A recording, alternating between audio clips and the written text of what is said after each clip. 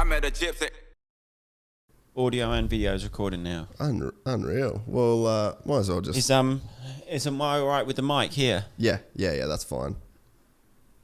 Okay then. No, it's fine. Oh, well, good. Yeah, grab me like a tissue and a bottle of water, please. Or a water. Oh, well, we'll just hook in, mate. Yeah, we're rolling then. It was funny the other day, like the boys posted that best of 2021 and Tommy Searle popped up a few times, eh? From what? What's that? From which thing? Remember that post that the boys put up, like the best of 2021, and I was like, who do you want to see in 2022? Oh, yeah. There was a lot of Tommy Searles in there. Yeah, no, there was a few. I did see it come up. Yeah, so it's good. So we've been trying to do it for a long time, but yeah, well, not a long time, a couple of months. No, I feel like it's been longer than that. Well, I've always wanted to do it with you. It's one of those things. I mean, this is I guess just the podcast in general. Me and Ed were actually talking about it the other day. That it's just one of those things where like it's just such like a long game with guests. Like there's so many people that I've met over the years traveling and have hung out with, and it'll be so good for the podcast, but it just takes such a, like the scheduling side of things just takes such a long time sometimes, eh? Yeah, it's just getting that. Well, it's quite a long thing, isn't it? It's not like pop on and then it's setting up, especially when we're in different countries. If you was here and you're just like, all right, I'll drive up, and then you're on the podcast, it's done. Or likewise, if I was over there, but when you're two different continents, more difficult. Yeah, and then Europe is a terrible time zone. So we're actually about to launch our Euro studio too. We're gonna have one in the Netherlands. So there'll be... Oh, really? Yeah, so there'll be like UK... Oh, that'd be massive then. Yeah, US, Netherlands, and then I want to do a UK one. I was talking to Ed about it the other day, and then I was talking to Gary Price the other day as well about it. I just don't know where would actually be good in the UK, because it's such like... It's a small island. Like, obviously, it's a small island, but it's not that small. You could just do it like... You could set something up at Ed's, probably the best place, or just a little studio near, because we're in the Midlands, so it's just the middle, isn't it? But you're best off, even if you're in the Netherlands, at least over there, for us, it depends which who you want on the podcast. The motocross people, they go over there. I mean, there's not many motocross riders as such in England. All the GP guys are already based in the Netherlands, and if they're not based there, they definitely go there a few times a year. So you can catch your best of both worlds there, I would have said. Yeah. So it'll be cool to do. It's crazy just with COVID. Like it sort of forces.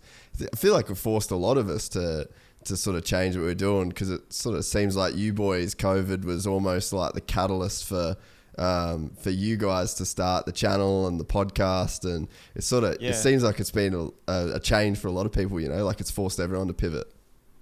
Yeah, no, we changed a lot, but over here it was it's difficult. Everything changed, but if I think back now to what changed for me, nothing really changed at the same time, because just I don't know. Over here we keep ourselves to ourselves. I wasn't racing GPs that year; I'd already stopped. So that was obviously, if you're traveling, it's a huge difference compared to if you're just racing in England. And that was the first year I raced in England, so it all sort of it didn't affect me as much as it would most other people. Because I come to Ed's ride, I go to a few local tracks, and then I can go there privately. So it was one of those where, and then there wasn't many races happening, so you didn't need to ride as much. It was just sort of forced us to do, not forced us, but then because there was nothing happening, we was like, oh well, let's make something happen. Then we made it was more Billy Bolt's YouTube, and then we spent the summer messing around doing that, and then that led to then me doing a little bit of YouTube and things like that. Yeah, it's cool. It's one of the things I was saying to Ed. Also, shout out to Ed, by the way. He's the man that's made all this happen for us. Yeah, he's the man behind it all. I was thinking back, like, I remember you and Ed were pretty much some of my first mates that I ever had in the US. Like, and it's a trip to think that you guys are doing the podcast and then your channel, and it's still on EW Media, which was like a YouTube channel that he had. That's nearly that. What is 10 years ago? It was 2010. Yeah, more. Yeah, more. 12 years ago. No, yeah, more, because he's got videos. Way more than 10 years ago. When I was in America, I moved there at the end of 2008. So that's 14 years ago. That's mental. It is wild. Unless I've added that up wrong, but Yeah, that's mad to think about that. And then Ed had videos before that as well. And then he's like his thing in America, sort of, he started filming more. But then a lot of videos came from America, and then a couple of years when I got back from America. So like when I was racing for Kawasaki Pro Circuit, or the CLS version, like the UK version. Or sorry, not UK. They were French, but like the European team was sponsored by Pro Circuit, and it was sort of like the same sort of thing. But I rode there for 2 years, and then a lot of Ed's videos are from that time. Yeah, it's a trip to think. Like I would have never thought that I would have been doing this, especially like at the capacity that I'm doing it nowadays. Like it just wasn't even on the radar, you know. But just crazy to think that 12 years ago we were just hanging out at your place in Murrieta. I had no for some reason it's in my head. You just hanging out on the sofa at hours for. I can't remember why you'd come over that day or what, or whether it was just hanging out, but I can literally picture it. You sat on the sofa. Yeah, I don't know what we were doing. We went somewhere.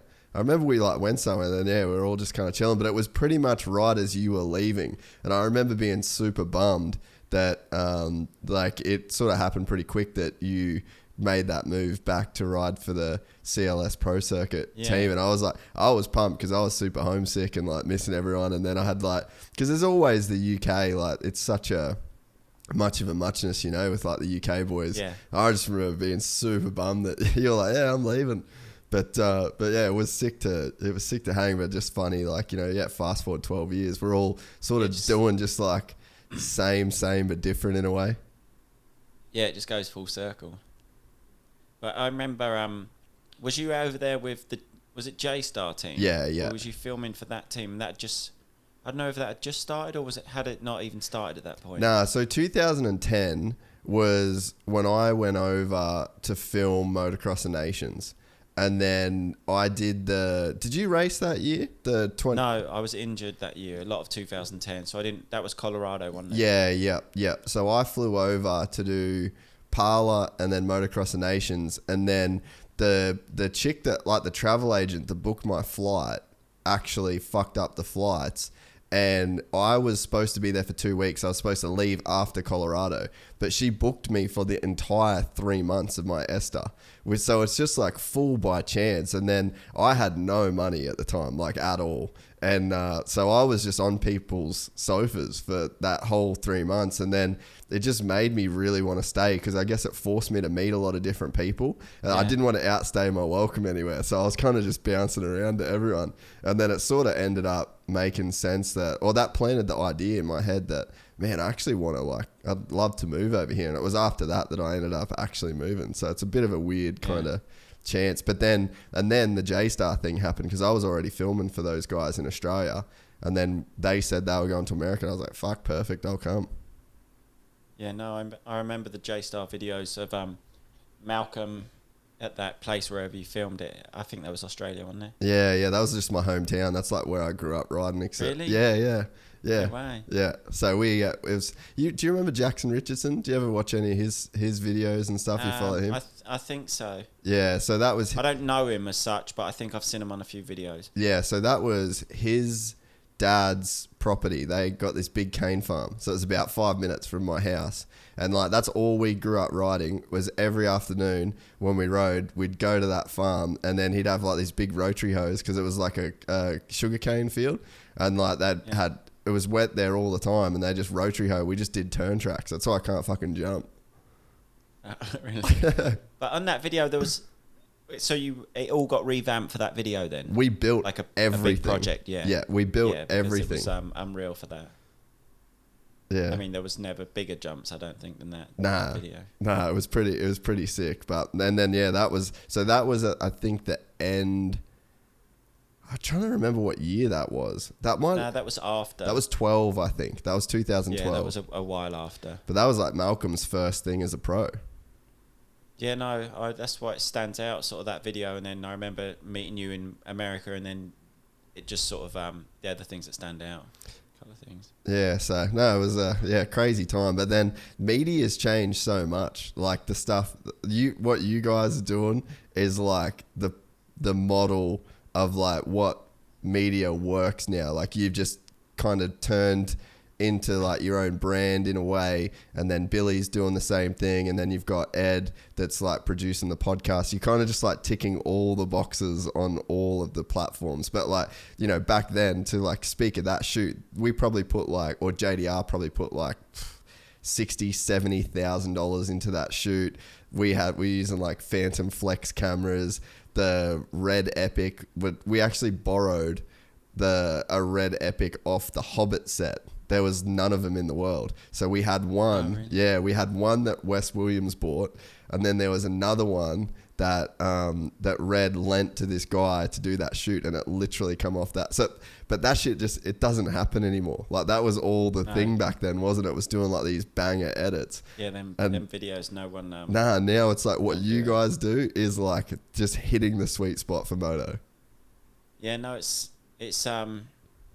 just strange how it all goes, and then maybe that will come back round with the edits and things like that. But at that time, it was like 3-minute edits on it. That was a thing. I remember watching it all myself on Racer X and things, watching videos, and then it went, I don't know, small edits, and now, now like you said, it's gone more YouTube based, and then we're trying over here a little bit with Billy. We're quite lucky because we've got like Ed there that does it all. Without him, I'd be sort of stuck, or hugely stuck. And then we've got Bill. There's Bill that comes and goes, and he's obviously a different discipline doing enduro. So we've got like a good mix, I feel, of what's going on. Because then I get to cross over, and he likes riding motocross. And I think he himself has made a massive change, bringing enduro, making it quite cool. Because before it was not like not cool, but now I think motocross riders not look up to him, but they all respect it so much more. I'm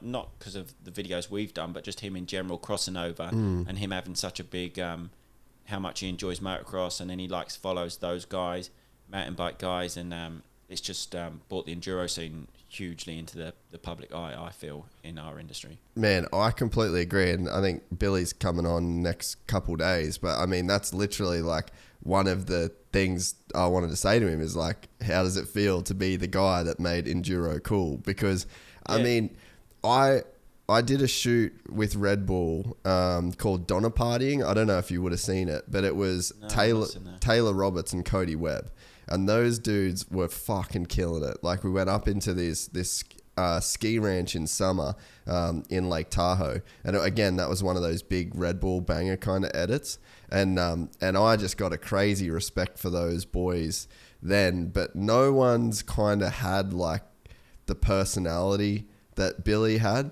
because Billy's the kind of guy that you'd follow him whether he rode flat track, whether he rode like he's kind of just the guy that would make anything cool, if that makes sense. But it just happens that he's like one of the baddest enduro dudes in the world champ. So he really did make enduro cool in such a big way, and it's crazy that it just takes someone's personality, like the right guy with the right people around him, you know, like he's vibing off you and Ed, and there's like a legit friendship there as well. But yeah, you get one guy, just completely changes the whole sport. Yeah, he has. Just for me, well, before we used to be friends with Johnny Walker, or not used to be, we were still friends with Johnny Walker, but he was the first person we hung around with, and he was enduro, and but then Billy's come, and he's that little bit more into everything else at the same time, like into the mountain bike, and he's younger. Johnny's a little bit older at the time, so Billy's young and just wants to do everything, and a lot more outgoing as such. So he's here, there, everywhere doing stuff, and then but even for me, like I liked enduro, or not really liked it at all. I wouldn't even think to go ride a day enduro, but now it's like I found like I really enjoy it, and I wouldn't have thought that before. And I watch it more, and you just see it just so much more in the eye, I think, and that's from Billy. So he's it's good crossover as well for us guys, and something else, like a little different avenue to push videos to, and likewise for him in the motocross, because you see even like Axel Hodges and those guys, they like post Billy stuff, and Billy posts them, and that would never happen years ago. Never, dude, like at all. I mean, that's one of the things that I enjoy the most about the podcast as well, is like talking to different people, and then trying to connect different people as well, because if there's anything that's positive about social media, it's how easy it is for people to come together and like work on content, post different stuff. And yeah, like you said, Axel sharing his deal. And I think that's just opened up it just feels like it's way more just two wheels these days than it ever used to be. Like, I remember as a kid, dude, like if it wasn't motocross or supercross or Crusty Demons, like I was not interested at all. And my dad rode enduros and had XR 600s and 400s and all that shit. Didn't want a bar of it. But nowadays it just seems like everyone it's just like ride all the bikes. It's more about a vibe than like a discipline. Yeah, it is. It's a lot more enjoyable that way, do you know, because it's just opened everything up. And then everyone's just like, oh, that's sick, he's riding that or he's riding that. It's doesn't matter so much what you're riding as long as you're out having fun.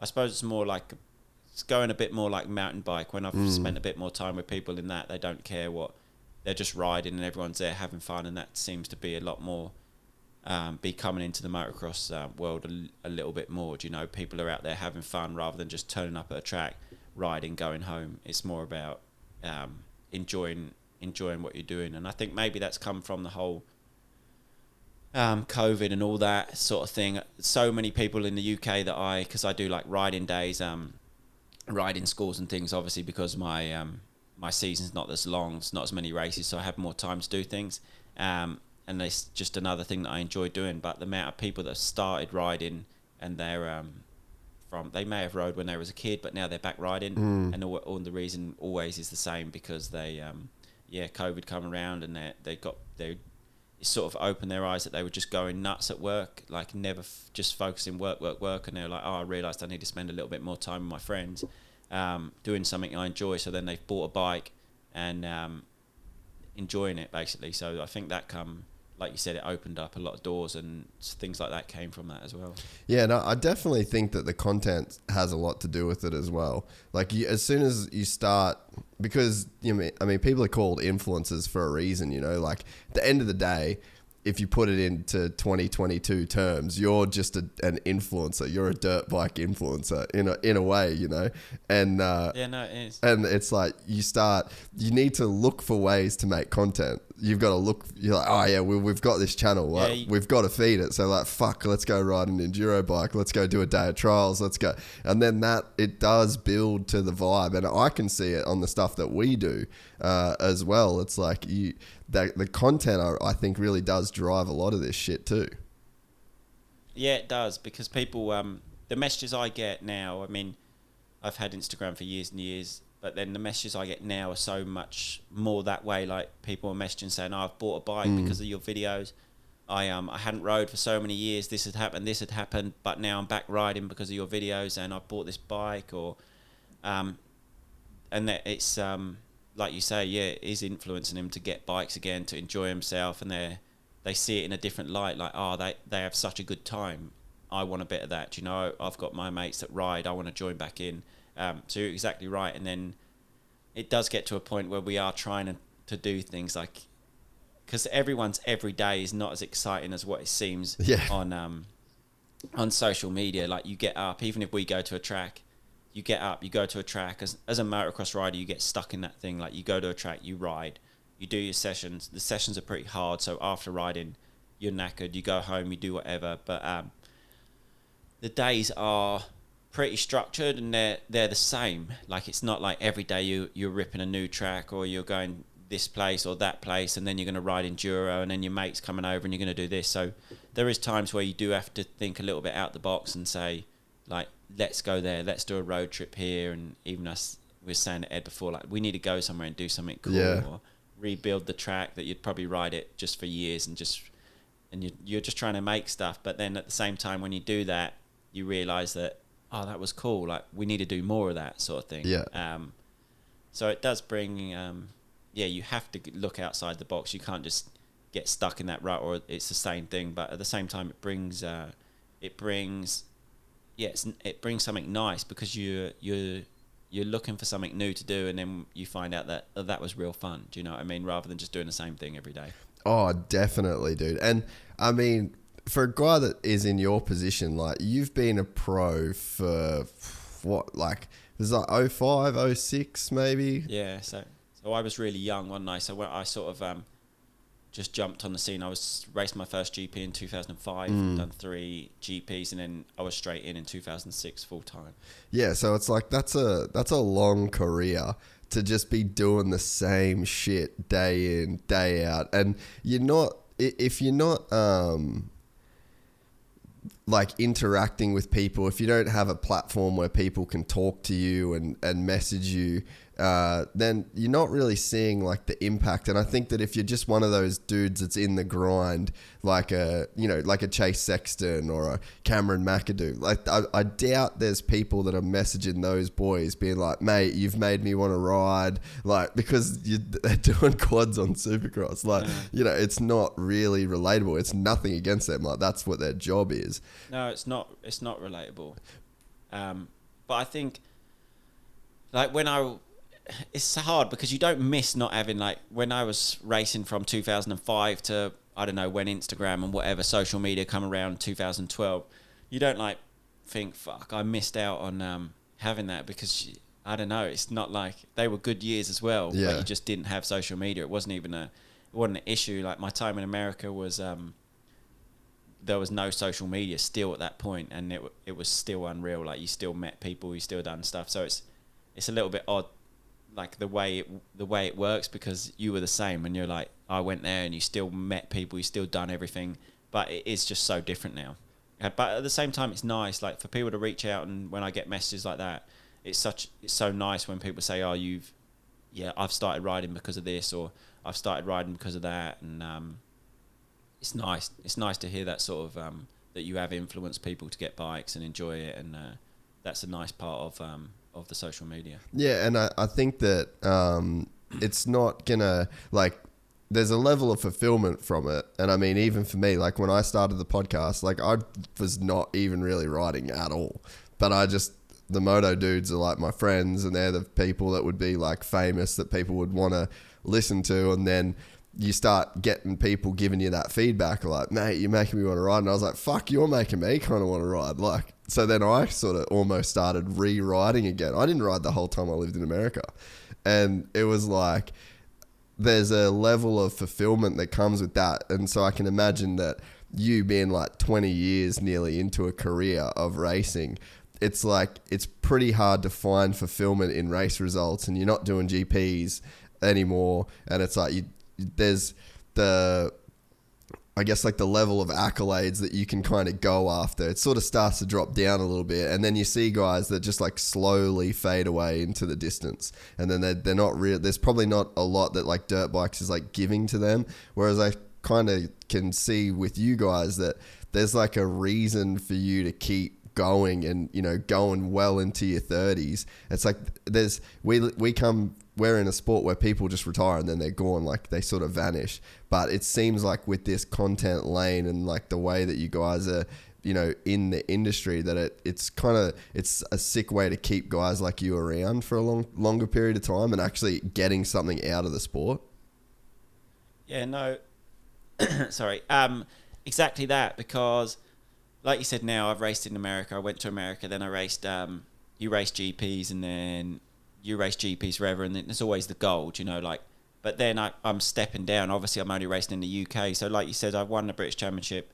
I won it last year. I won it the year before that, and I won it one time before. But when I was at the peak of my career, there was times where I raced 3 or 4 rounds of the British Championship, was won every round, and then just never went back. It was not even a goal. It was like the team was like, we're not interested in the British Championship. Like, you're winning it, but not bothered. Like, we're not taking our bikes over there because we're too busy focusing on the GP. So now obviously my goals have changed, but at the same time, like you said, my results are good and it's nice to win, but they're not the be all and end all anymore. Whereas at GPs, it was always everything was results driven. Yeah. So everything I done was all based on results. If you had a good week, if you had a shit weekend, you was going to have a bad week because you was upset. Do you know what I mean? And then you worked again. But now it's not exactly as you said, it's not all, everything's not results driven now. It's or like, I'm still racing, obviously I still get paid by Honda in the UK, I still race the British Championship, so the goal is to win.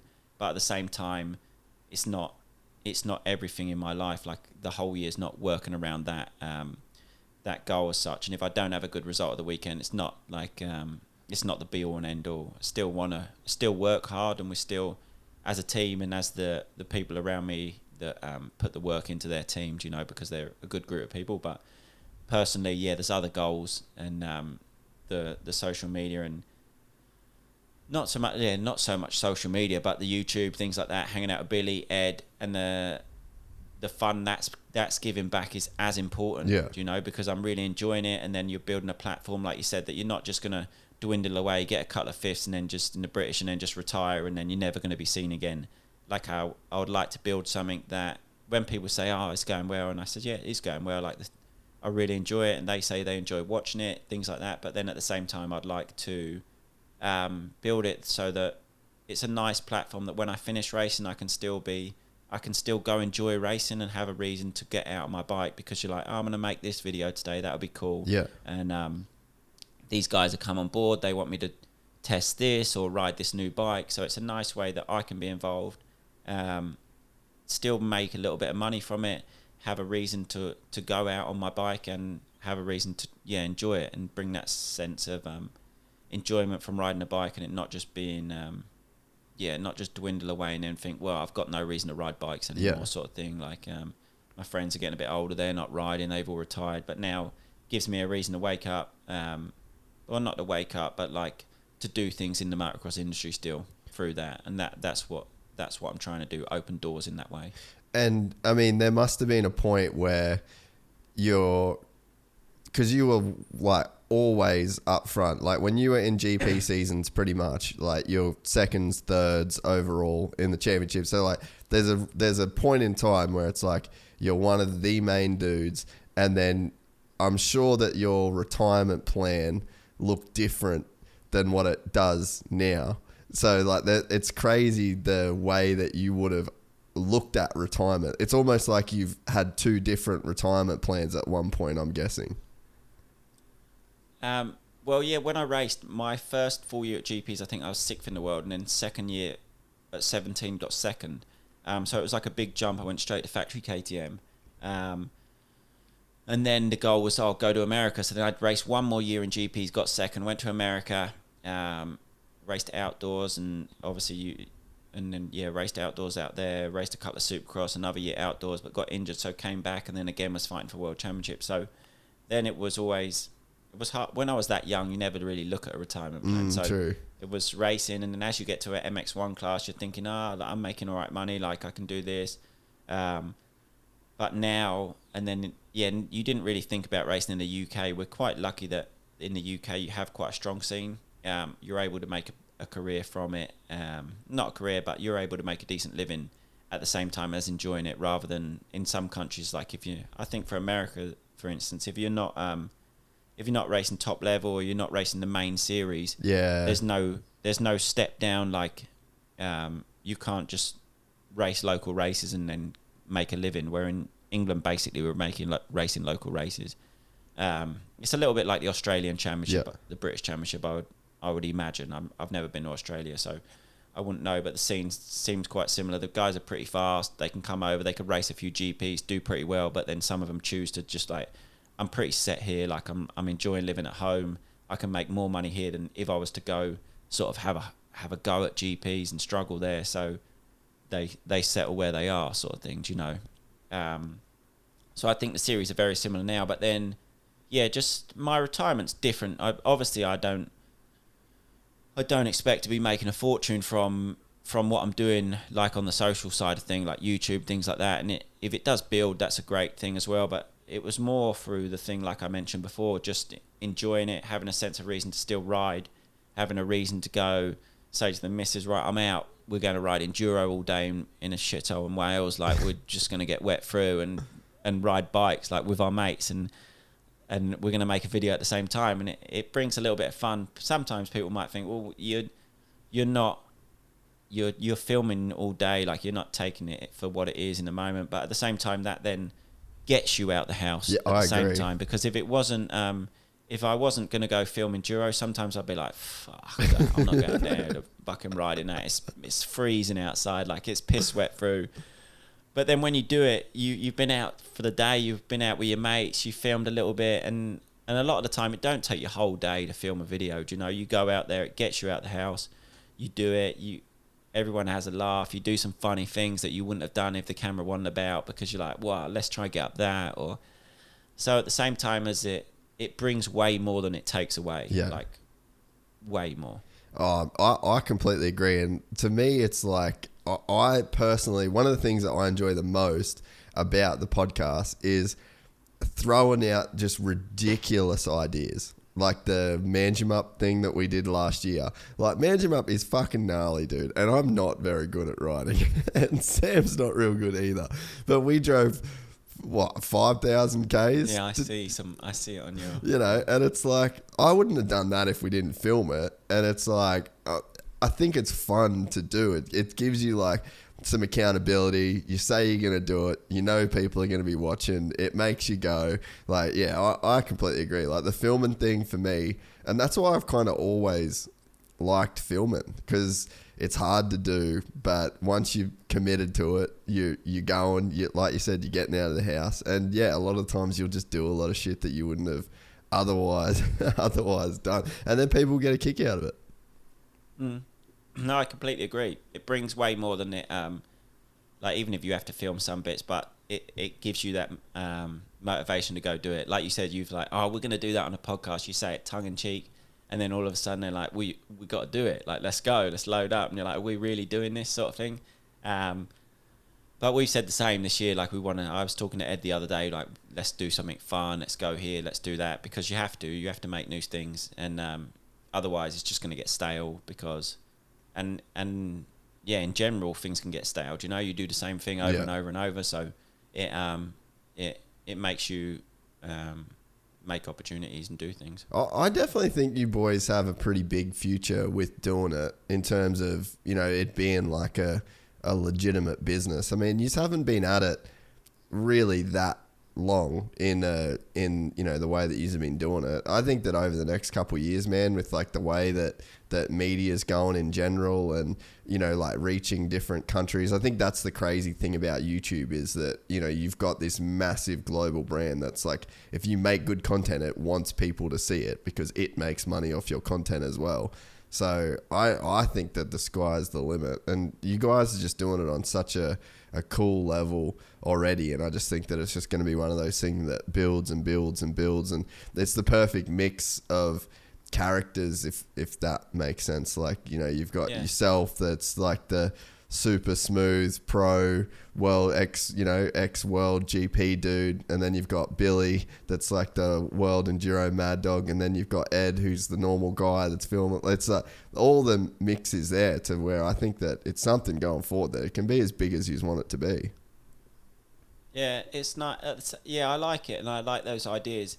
But at the same time, I don't want to like force it. Do you know? Like, I don't think you have to. As long as no, and as how it is now, we don't, because you've got Billy that's still at the top of his game. Do you know what I mean? He's world champion. He won the Super Enduro. He's won, I don't know, all his championships, but he wins. Do you know? Like, and he's still, his main focus is racing.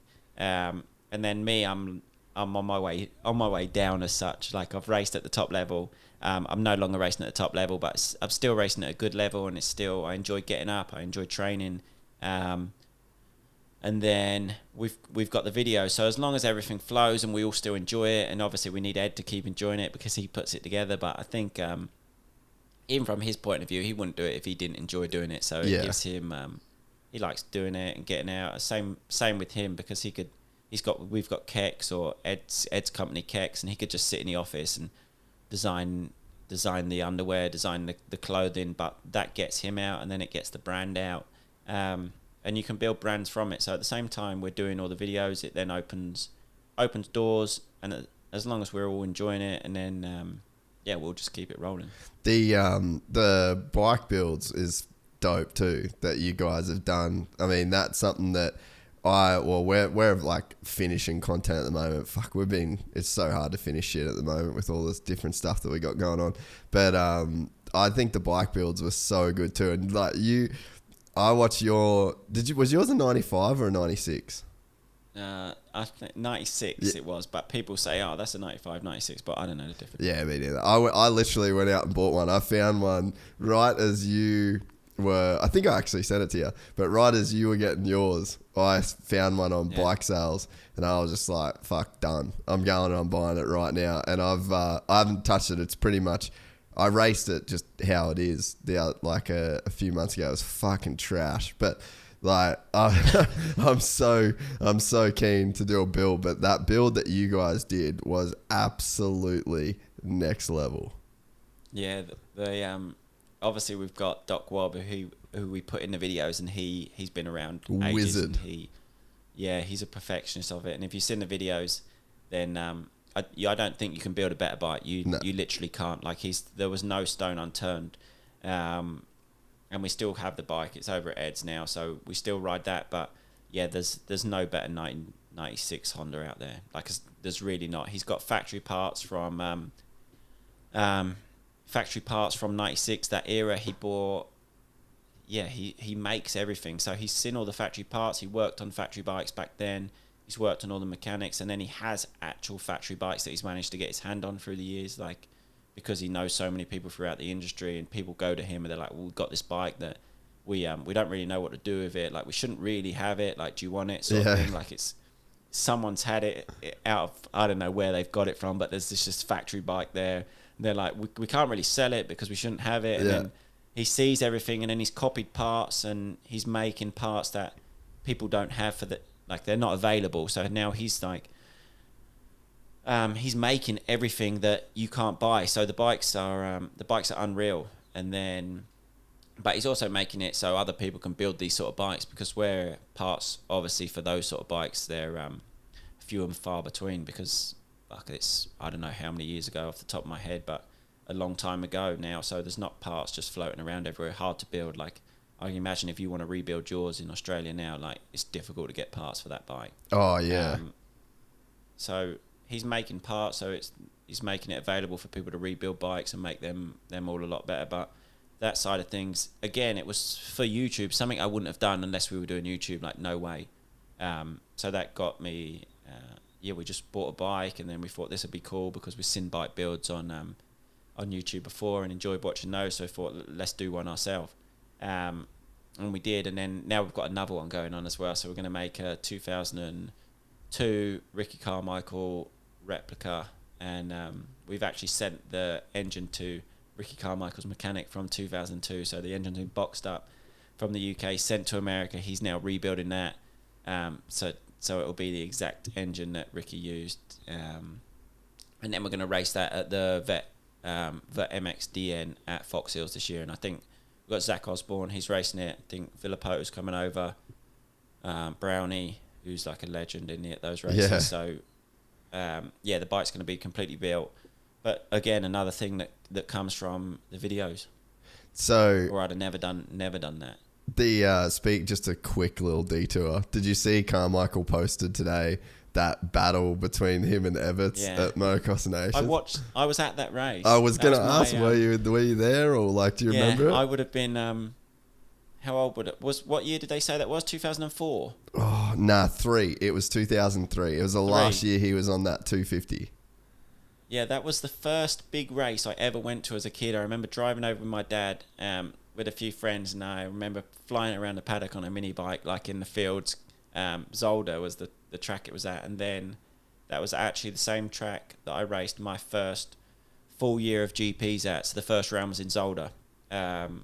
Unreal track, obviously you've seen it in the videos. Yeah, it was good, but they never raced there again after that. So they raced Des Nations, and I think Zolder 2006 was the last time they raced it. But yeah, that was... Oh, it's just unreal, that video. Man, I remember being there. That's crazy. Yeah, I was literally watched it before we did this, and I was sitting down on the toilet watching that video. My legs went numb. I watched it so many times.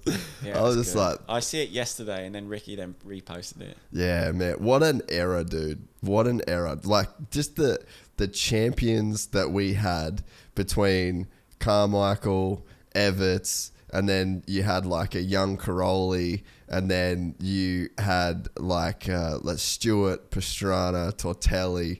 Like, man, that was the craziest era of motocross back then. And styles that still hold up. Yeah, it is mad how you look back and you see them names. It was even it's just I don't know if it'll be the same now when you look back on this era, the young kids. It just seems odd, doesn't it? Like, how old are you? You're the same as me. Like, I think I'm 32. Yeah, I'm 33. I'm 88. You're 89, I think. Yeah, so it's I don't know if it's just because of our time, because then you get the older guys that they're like, this was the main era, like when you had, say, Dave Thorpe, that's my team owner now, that they all look at that era, and then we look at the Carmichael, the Stewart, the Everts. Like a day like that, they don't come around often, especially because you've got Everts that was so many times world champion at that point already. I think probably 7 times. Carmichael, who's the best of the best, and they just went head to head. Like, that rarely happens now. Yeah, dude. And I mean, the thing too, like just the style of Everts, just to watch him ride, like on that video, like I watched it today, and you look at the way that he's just on the pegs, knees back, like just perfect positioning to be in. And that's a guy riding that bike would have handled like a donkey, really. Yeah. Like when you compare it to, let's say, like a factory KTM, or I don't know, maybe they did handle good for, you know, the conditions, like way softer, you know, maybe they were more rideable. But to see, like, you think most sports, the way that the game is played changes so much. I think that with guys like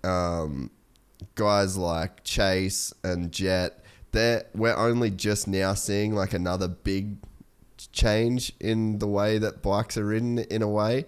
But, you know, to have like that era of guys, it's like to see a guy that won. He started winning in the mid-90s, Everts, and it's like that style could still carry through. It's like no wonder why he won for so many years, because he obviously just had something technically that other guys just didn't have. Yeah, when you watch now, it's the whole thing, how it all changes. It's changed a lot, but then at the same time, it's not changed a lot, because like you said, Stefan's riding then what people are still teaching now. Do you know, like he was, but then you have riders like, well, before that, do you know that were doing the same things, that were like, they were technically unbelievable on a bike, but still Everts now, what he was doing then to what riders are doing now, it's that basic technique. So you can see he makes it look so easy, but then you've got Carmichael there that's still just ragging it around the outside of him, and then Stefan just slowly does a little turn and shoots up the inside. So it's just mad. I think the whole thing with the bikes and how different they were then, I think it separated the riders a lot more than it does now, as such, because I think that it levels everything up with how good everyone's bike is now. And I think then you can see how different the bikes were, where now everyone's bikes are the same. Do you know what I mean? They're very similar.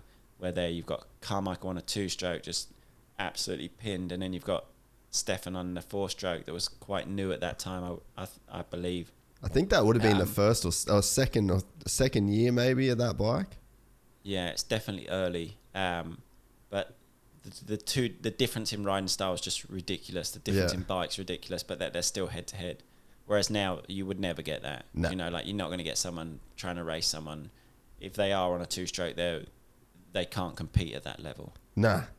No. When you finish your O2, you've got to try, like, talk to Carmichael's dude and just get the rolled down bars. Just try and get some sort of specs on how he ran that bike, because even in that video, it's just like, how did he do that? And I remember there was so many guys, like Matt Moss used to do it in Australia. Ty Simmons used to do it, where they just like rolled back. They had the Carmichael bent.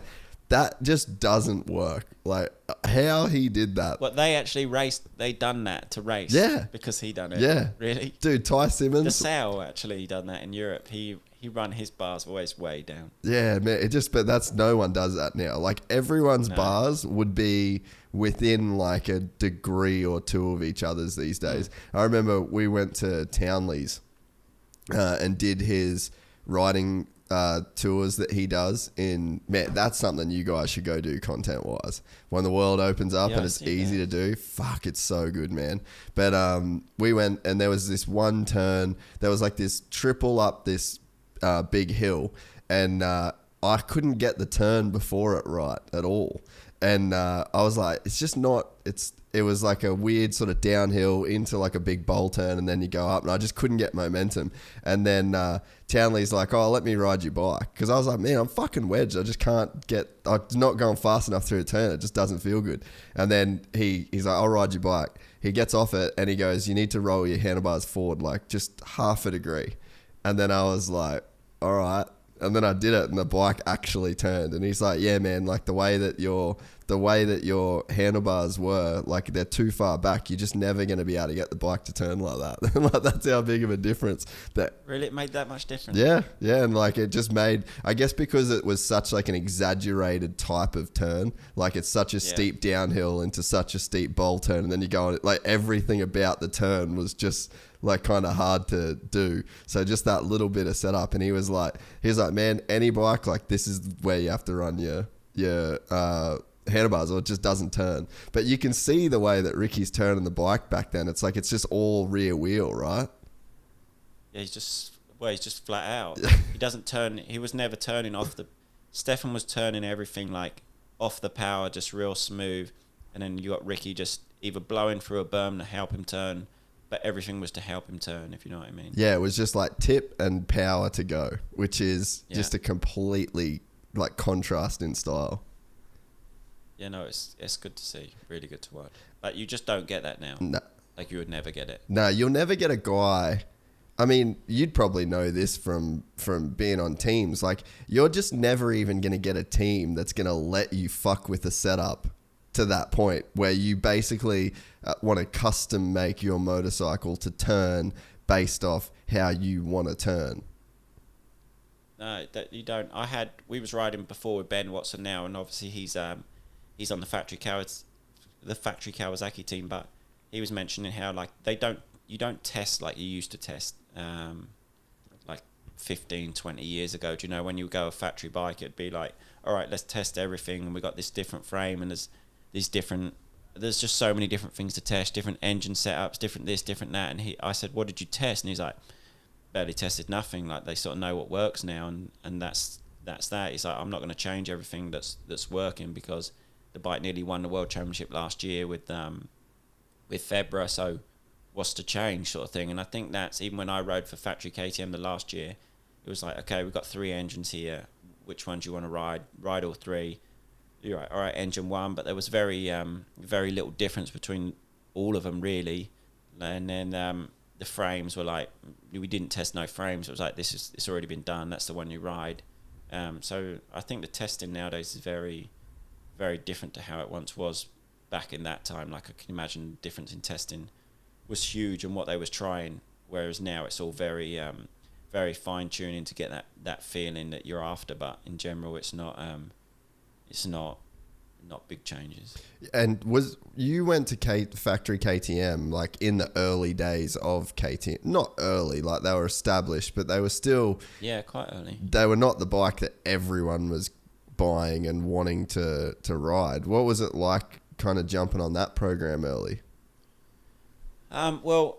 Which year? It would have been the end of 2006 when I went to factory KTM. So I'd done 1 year at Kawasaki with the Molson team. Then it was already the established team as such in Europe at that point, because I think BT you had, but even before that, so I think you had like Jamie Dobb won in 2001 with the KTM, Langston won in 2000 with the KTM, and then I think maybe Ramon 2002 KTM, and then I think, don't know what happened in between. I think Kawasaki won a championship, but then it went back to Townley, Daruva, and then you had Rattray. It was sort of the team to be on. Damn, so they were killing it, eh? Yeah, so when I knew that was a team because Jamie was my manager at the time, and he says, right, we'll see if you can get you on factory KTM because my results were good.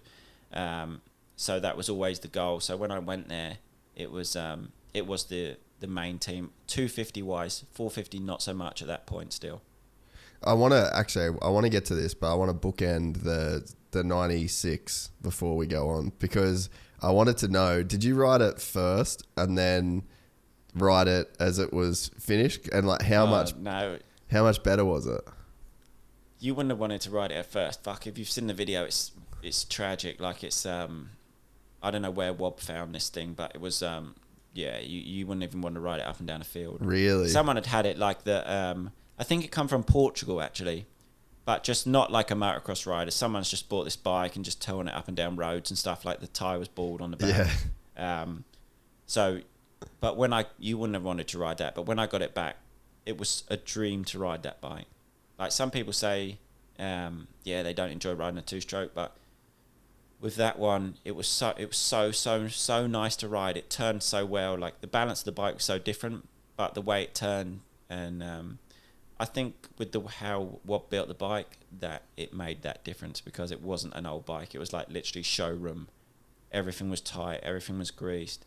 It was literally like, well, better than out of showroom. It was literally unreal to ride. Like it didn't vibrate. You know, sometimes people rev their bike and you just see the old clutch like, it was just none of that. It was just perfect. Didn't vibrate. Even now, it's still nice to ride. It's just getting the jet in and that right. Like, and sometimes where it's not like as fast as the 450, you're on the throttle so much. So then I worry like, fuck, I'm revving this thing so much. Like, am I going to blow it up? So then you're like shutting off out the blue and back on it. Whereas a 450, you're just like, what? And then you're like, well, I'm in the corner already, slow down. Where that, you seem to be revving for like 5 seconds up a straight. Where a 450, you're like, bop, on the brakes again.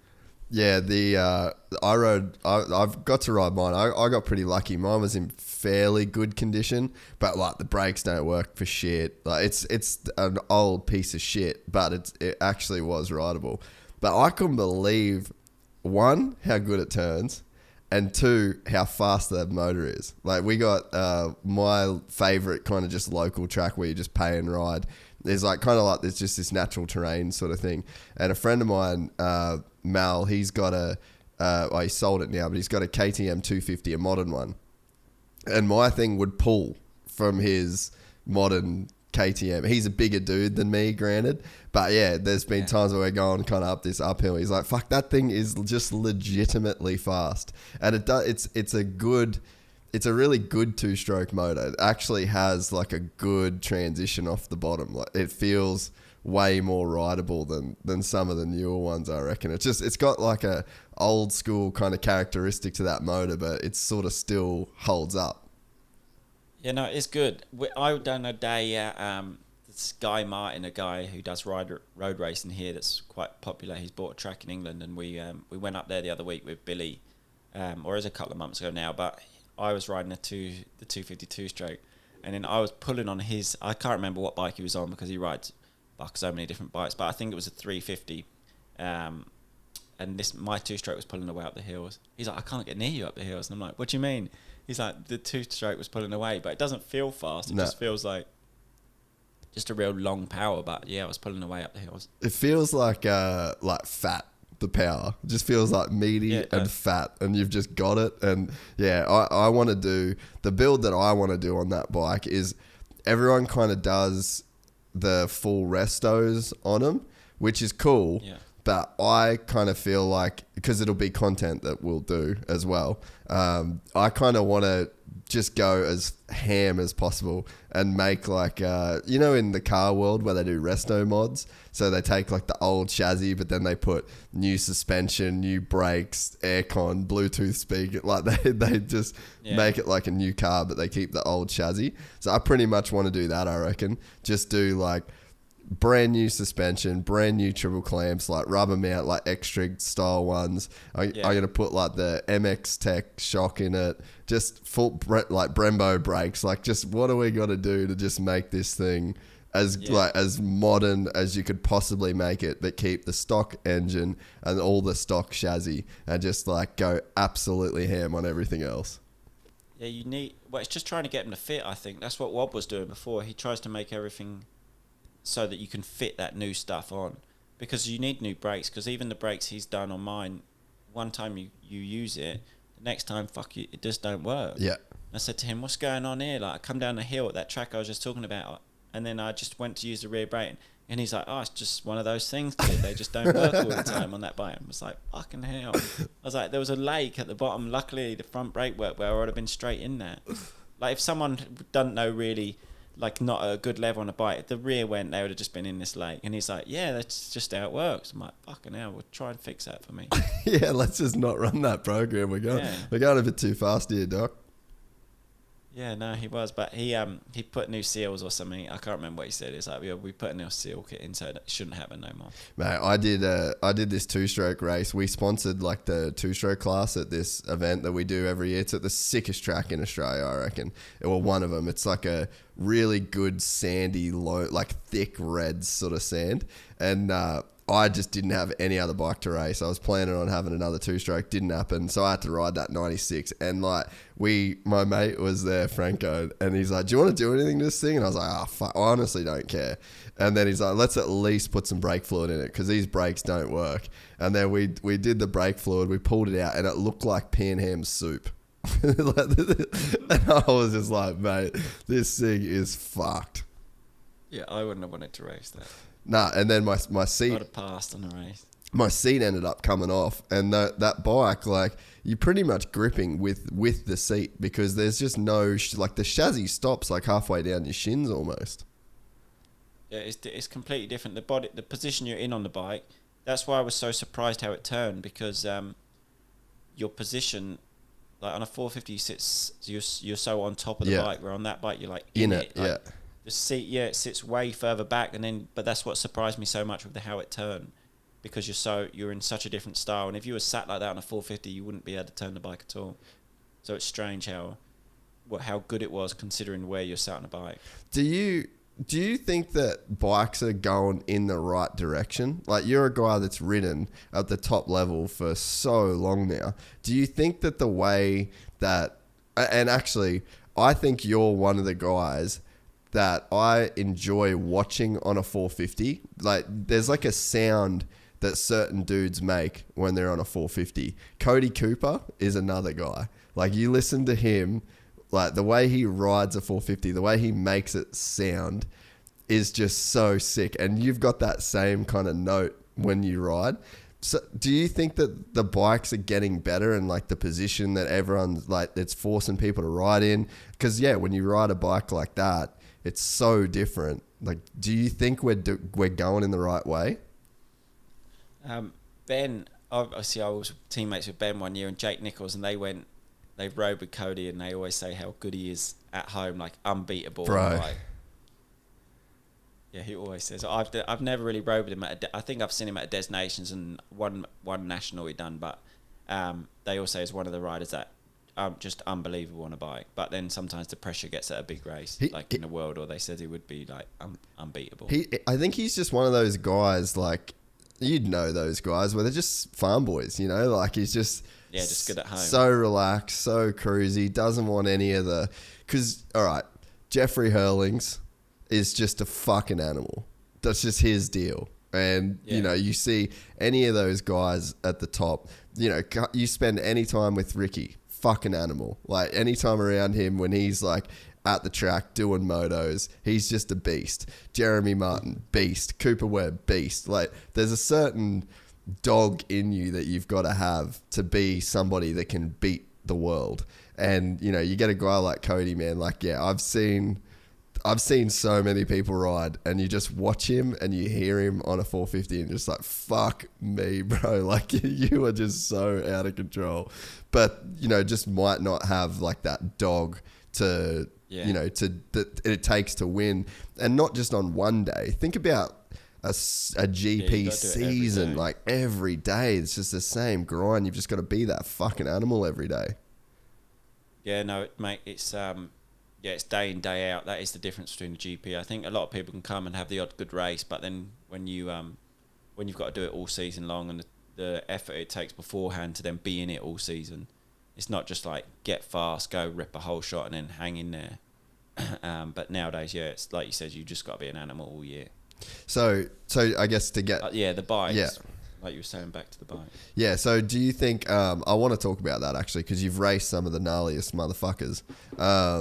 So, yeah, are we going kind of in the right direction? Because it sort of seems like no one really gets a say in it in a way. Like, you get the bike and it's like, this is how it works. And, you know, you can see that the new Honda, which you're on, but like Kenny has said that thing just doesn't really work in the whoops. And then it's like you got Chase all last year was fighting that bike. So it's like, all right, where's the feedback coming from? Like, is it just, there's the bike, make it work? And if that's the case, are they getting better? It's hard to say really, because when you think back, like, I don't think the bikes have improved that much sort of from when my first year, say 2006 on that Kawasaki. I think back and I thought, bike's pretty good. Like, can't remember it ever being bad. And then none of the bikes I've ever rode have ever been bad. I think everything has got a lot better. So the standard bike's better, and it seems that everyone, on the line, I think now no one has a bad bike sort of thing. Where I think before, having a factory bike was a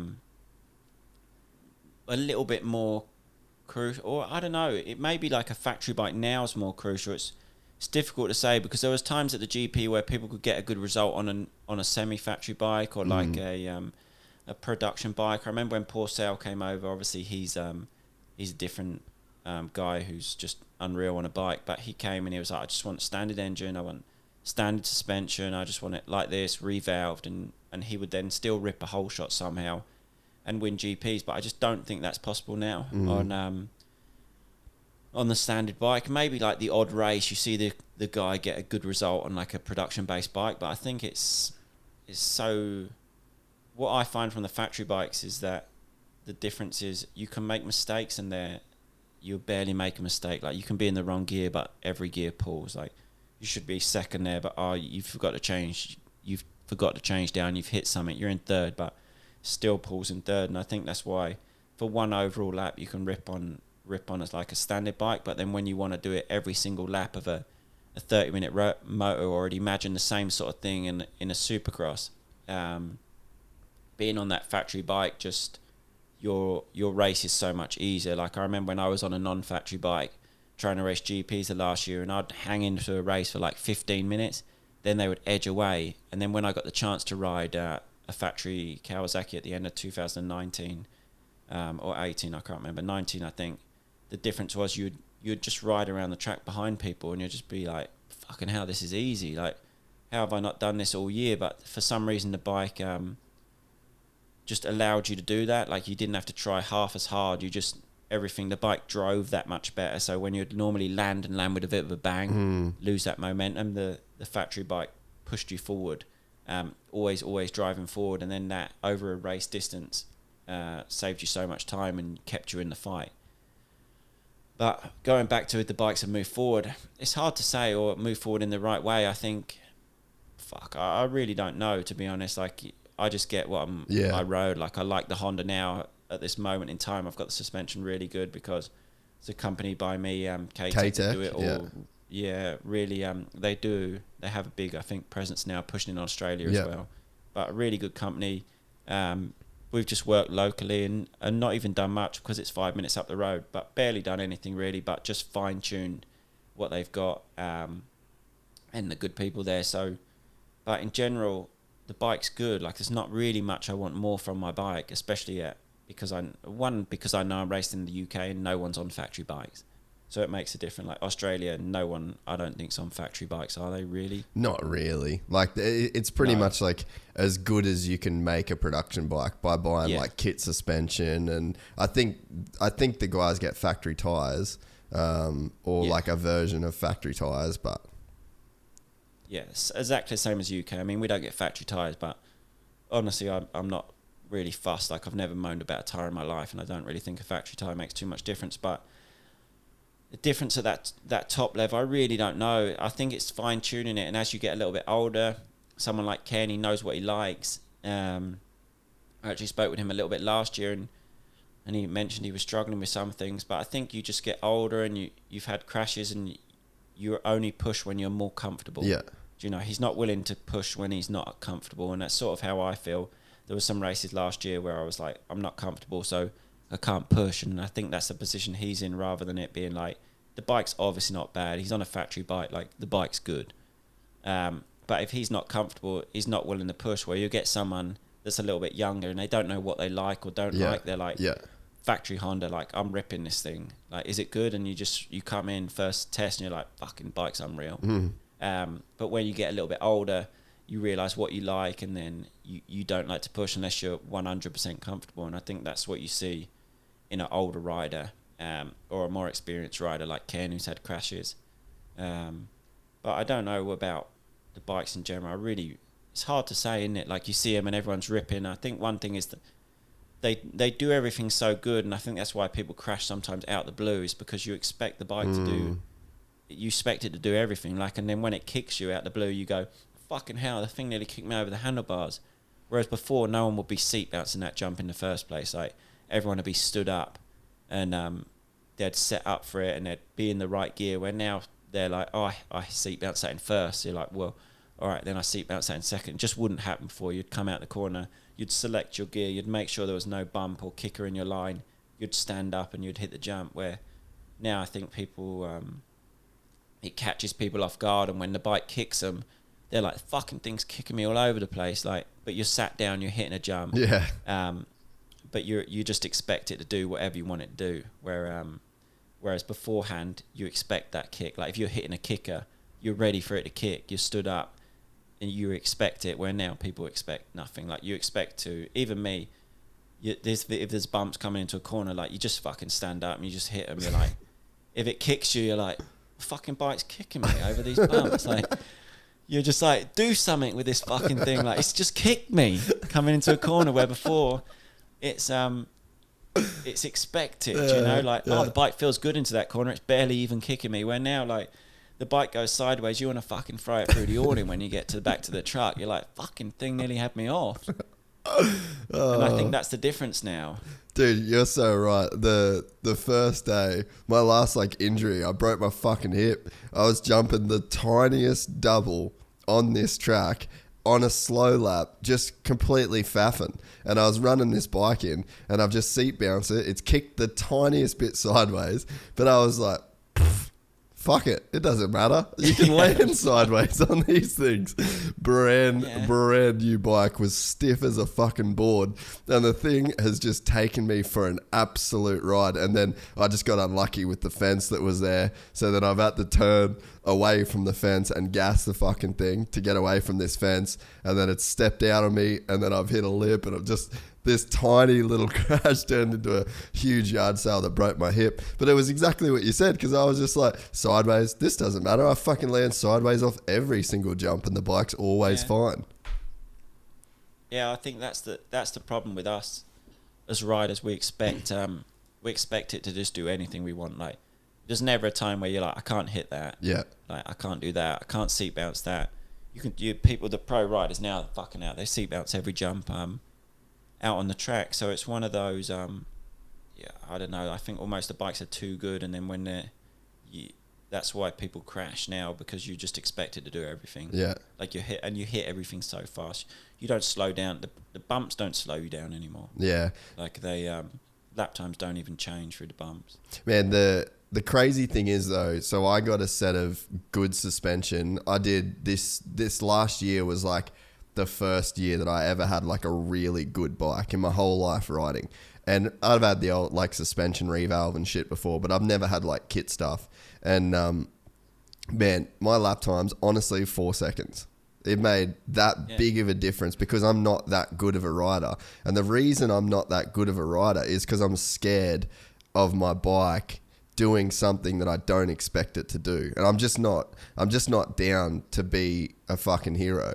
And so it's like I got good technique. I know how to ride a bike. All the fundamentals are there. But if I'm like even the tiniest bit scared of my bike doing some weird shit that I'm not fucking ready for, then I'm just not going to send it. And so I got this stuff from MX Tech in the US, put it in my 125. I got those PHDS clamps, like the rubber mounts. You pretty much run those with the X-Trigs. X-Trig, I think. Yeah, and then I got the WP factory edition clamps. Mate, I could just feel my bike. I could feel the front end. I could feel like on my 350 stock, there's crashes. I've had that many crashes last year where the front just went, and I'm like, the fuck did you do that for? Like, why, man? And then you get up and you want to kill, like exactly what you said. I just like want to fucking ghost ride the thing into the fence. And then I got onto this bike, and like you land on something sort of turning in, there's bumps there, but you've actually got flex to the point where a rider like me can feel it, and then it goes a little bit and then you can catch it. So it gives you like an orange light instead of just red light on your face. You're done. And I honestly can't believe the difference that it made. And I want to say to just any rider, like, go find a company like K-Tech, go find a company like MX Tech in the state, spend the money on some good shit that you can keep in a bike for a few years, because like the difference that it made to like just my confidence level. I rode the last time I rode at home before I went away, it was on the 125 at my mate's grass track. And it's just like, you know how the grass track gets kind of like that clumpy, rough everywhere, like unpredictable sort of shit. And I've never felt better on a bike in my life. And I was accelerating at the start of turns. Like, I'm normally just waiting to get through it safe before I fucking get on the gas. So I just think that there's such like a fallacy out there where it's like, if you're slow, you don't need good suspension. But in my opinion, after having that bike, it's like, mate, spend everything that you can to get your bike feeling as safe as a house, because it makes the biggest difference, dude. It does. Some days I have riders come to my schools and I'm trying to teach them to go, like, I'm trying to teach them everything to go around a turn. So I'm like, you stand here, you sit here, like, you got your body position here. And then I'm just in my head thinking, fuck, you've got no chance of getting around that corner, like, with your bike. Like, you've just got no chance. And they come in and the front pushes and I'm just like, they're like, I just can't get around it. And I'm like, no, you're not going to be able to get around it. Like, your bars are here. Like, for one, they're so tall. Like, your seat's here. But that feeling that you've says, like, as a intermediate rider, say, it gives you that comfort and that confidence, and it's huge. And that's what I was talking about earlier. About if the rider hasn't got that, and it can come and go quite quickly, do you know? But you're just having your suspension done, and even in a bike that's good, like mine. Everything's in the suspension. Like, I don't have factory suspension in my bike. I don't even have A kit. It's all standard suspension that's been revalved by K-Tech. So they've put they've put a different spring on for my weight. They've done the internals, but it's all stuff that you can buy. It's not expensive. So it's everything in a standard bike now is it's all in there to make it ready for you. Do you know? I don't know whether you said you've got some kit stuff, whether it's a whole different suspension, but the kit doesn't make a huge difference. Everything's in the suspension from stock to make it good. And even if it's on like a KTM, I know K-Tech do like an air to spring conversion kit that's unbelievable, the people that have rode that. So, and that's not expensive. So everything's in a bike now to make it good, but just a few clicks and a few setup from someone that knows what they're doing makes the world of difference. Like, the world of difference on a bike, because you can go from wanting to chuck your bike down the track to like you said, going, fucking hell, I've not crashed, like, I'm not tucking the front. Then all of a sudden you have a bit of confidence. So it makes really does make the biggest difference on the bike, because the engine it doesn't make so much difference as such. The engine's good from standard, but little things on a bike that I try and tell people, like the feeling of a throttle. Like, if your throttle's stiff and on an old bike that someone buys, fuck, the difference that makes on someone's bike and how they feel is unbelievable. It changes the whole bike. So it's little things and getting comfortable, that make the world of difference to someone going out and riding on the weekend. Like, exactly what you said, like 4 seconds, but you're 4 seconds faster, and you're so much more comfortable doing it, and you're having so much more fun at the same time. Yeah, and the problem is, and I mean, I don't know whether it's the same in the UK, but in Australia, it's like people are hanging shit on you if the boys do hang shit on me because I'm just fucking with my bike all the time, and it is a bit of a joke at this point. But like, I remember growing up, my dad would be like, "Just fucking ride it, you're not fast enough to get this, and you're not fast enough to get that." But like, fucking, it's almost like they're trying to change the stigma around it, you know, because it feels like... Yeah, but there is a limit. Like, you can't... Someone that That's goes to every true. track and they've got their fucking suspension out, I just think, what are you doing, mate? You haven't got a clue, like, what you're doing. Like, Yeah. you're just going round and round in circles. So there's a... Like, I don't make many changes on a bike. Like, once I've got my bike, Yeah. I'm like, that's good. It's one click on this track. Like, I'll drop my forks through if it's sandy, but there's other guys that you just think, you're mad, mate. Like, you're mad. You're going round in circles here. But as a kid, I never had... my dad didn't know anything about bikes. He didn't come from a bike background. So he tried to do it, but we had no idea. And pretty much throughout my whole schoolboy career, probably had the worst bike. But then when I got onto when I went pro and I got on a team, I made like a huge step because all of a sudden I got on a bike that... But I've just got fussier and fussier and fussier over the years, because when I first got on that pro bike, I was like, bikes, don't touch it, it's mint.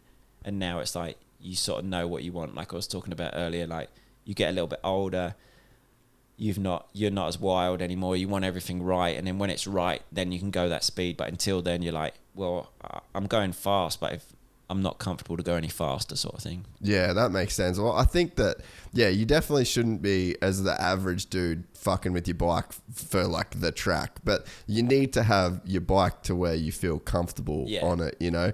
And it's such a hard one though, because I've thought about it, like even with I got the KTM 350. That's like my daily driver, and you just don't know what's good until you're almost like, you've almost got to ride other people's bikes that are good to kind of know.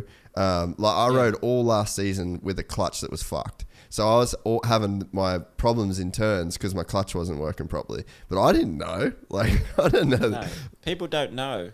It's like if we went to a different sport, or for me, if I went to road racing, for instance, I've done it a couple of times, but I don't know what's good, what's bad. Like, I just ride a bike that's been given to me. Like, you ride that one today. I'm like, yeah, jump on a track bike.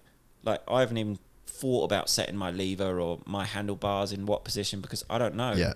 And a lot of the people that are coming to the sport and new or ride once every year, like, you just generally don't know what's good and what's not good, and or what feels good for them. That's why sometimes when people come on one of my little days, I'm like, just pull your handlebars back. Or they've got like these handlebars where I've never seen before. I'm like, where have you got these from? Like, fuck, just go buy a set. Or like, I was like, just put a set of normal bars on. And honestly, and he'll be like, well, why? What would that do? And I'm like, you'll just feel it, mate. Just pull them back a bit. It don't matter what to do. It'll just be better. But it's one of those things, people don't know what's good and what's bad. The same as I went to a different sport, I wouldn't know. Yeah. If I was driving a car, or I wouldn't have a fucking clue where I should have my steering wheel, or if I should have it high or low, or if I'm on a road bike, where my body position should.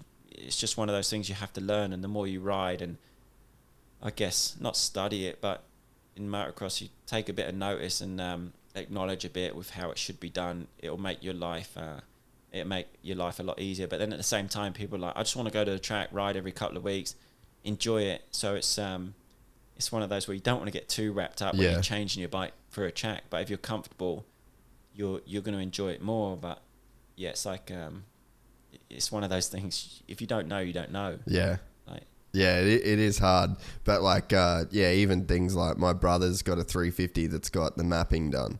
And then as soon as I rode that bike, I was like, dude, this thing, the throttle feels like it's like the rear wheel feels like it's connected to my hand. And it's like whatever my throttle does, my rear wheel does. And then I went back on my bike, and it's like blah, blah, blah, blah, blah. It's like, fuck, it feels like, and it's tiny. It's a tiny, tiny difference in terms of like, you know, if you just sat there and kind of did that, then you'd sort of be like, what are you fucking talking about? But on track, it can make like a massive difference. But again, like I just wouldn't know that until I went on someone else's bike. So it's a fucking hard one. I don't know. Like, I'd love to be able to tell the average guy like what they should do to like make it better. I guess if you got a mate that's got a sick bike and rides good, and you know his shit looks pretty good, try and ride it to figure out what yours is doing. But even that's hard to do. Yeah, but then at the same time, I rode like a brand new 2022 Honda 250, and I just ripped it all day. Like, it's good. But at the same time, like, the bars are in the right position. Yeah. The suspension, like, if you get a bike out of showroom, it's pretty much, it's good. Yeah. Like, some people can then mess about with it, but it's always best. The bike's just good out of the showroom. Like, rarely have I jumped on one where like, fuck, I can't ride this. Yeah, that's so true. They're just good nowadays. So it's just that fine line, isn't it? Like, don't do too much, but yeah, I don't know. Like, same with when I went to a couple of years ago when the new 450 came out. I went to Italy, to Mantova, rode it, and I just ripped it all day. It was like the best day. Didn't change a thing. Yeah. So when you did the track day on the road bike, how was that experience? Because I've just started doing a bit of road riding. I actually want to get I'm probably going to buy a V2 Panigale this year because I had so much fun, dude. It was right. It was Leon Haslam or Ron Haslam. We have like a school. So the guys that know road racing know Leon and Ron. So they had a Honda school in the UK. So I just went with those guys. And just rode. It was like I got 3 sessions. I think a lap time that the fast boys do are like 135, maybe 136, and like a standard 1,000. But I was actually on a 600. Yeah. But I started off the day like 208 or something. So that's like first session. I'm like, fucking hell, I don't want to go much faster than this, like because I don't know nothing. Like I feel like I'm coming down the straight, wedged, absolutely wound on. And I'm like, I'm flat out. And then someone comes past me like, whoa. And I'm just like, how are you getting that speed, mate? Like, I'm pinned here. And then I spoke to Leon and I'm like, I'm flat out. How'd you go down that straight? He's like, I'm in first there. And I'm like, oh, I'm in third. Yeah. And I'm just like, oh, because I didn't even want to go to first because he's just like, what? And the same coming into a corner. I'm coming into the next corner and I'm like, I'll go around that corner in third there. He's like, I'm in first again. And I'm like, yeah, I feel like I'm running on. And I'm like, well, obviously, if I think about motocross, if I come into a corner in like third gear, I'm just going to run like way past the turn because I'm in the wrong gear. The same as if I'm coming out a corner. I'm literally coming out every corner like up the straights. But I just wasn't comfortable. The bikes are so fast just with the speeds and body position. Like I didn't feel comfortable to lean it over. Once you get your knee down, which I did at the end of the day, then you found that limit of the bike. Not that I was doing it in any sort of good way at all, like I'm still completely wrong position, but at least when I had my knee down, I felt, I think you feel that comfortable because you're like, right, I'm in that position. I know I've been here before, like that lean angle's okay. Yeah. But it was a good day. Like I really enjoyed it. I'm not sure like I'm ready to get a track day bike. I know a couple of, I train with Alex and Sam Lowe's a lot, so they come and ride motocross. So I'm around that, I'm around it a lot, but I'm not at a point where I'm like ready to I think it's so expensive as well to get a track day bike. I don't want to fucking go spend on tyres this day, and track days are expensive, aren't they? Yeah. What did you get down to? Like, did you end up progressing through the day? Yeah, I started off like 208, which is really fucking slow. And then the second session I was like a 203, and then third session I think it's 156. So I was knocking like, I don't know how much faster I would have gone. I don't know whether I'd have knocked that same off next time, but then that was it, day done. Yeah. But that's still, well, that's 20, more than 20 seconds off. But I was like pushing at that. Like I'm on my limit because I'm like, I don't want to come into this corner no faster because I'm, like I said before, I'm doing everything wrong. Like body position's wrong. I don't know if the bike, obviously the tyres aren't good, but someone in road race could have jumped on that exact same bike and, probably gone within 4 seconds of like a good time on a good bike, do you know? So it's not it wasn't a bike at all, but it's me, my body position, things like that. It's one of those things that I really need. Like anything, if you don't know, you don't know. Like I've never been taught, so it's one of those things that I say in motocross, like if you're a novice, get a lesson because it makes a world of difference. The same in that, if on the day they taught you little bits but they didn't actually coach you. Yeah. What was your? That's one of those. What was your? Do you know your top speed that you got at down the straights? No, they taped it up. It was one of those like they tape it up so you can't even look. Otherwise, you have knobheads like me fucking looking up at the screen, seeing how fast you're going, and you'll be in the gravel. Yeah, it's pretty. It definitely like I went into it thinking I wouldn't enjoy like the speed element of it because I just don't really feel like that guy. But I found myself just really enjoying it. Like probably a little too much. Like I run off one time. Like I run off at turn 1 like after the straight because I was looking at the fucking speedo, like trying to get a speed run. But and I was like looking at you had to brake at the 100, and then I looked down, and then I looked up, and I went past the 100, and then I thought the 50 was the 100, and like 50 meters is a fucking big difference in a braking zone, and I went off like full massive runoff off turn one, like they had full yellow flags and everything for me, but yeah, man, I found it so fun, like, and it's just so different, like the guys, like, you know, a lot of the Aussie guys that like Casey, Jack Miller, Mick Doohan, they all come from dirt track.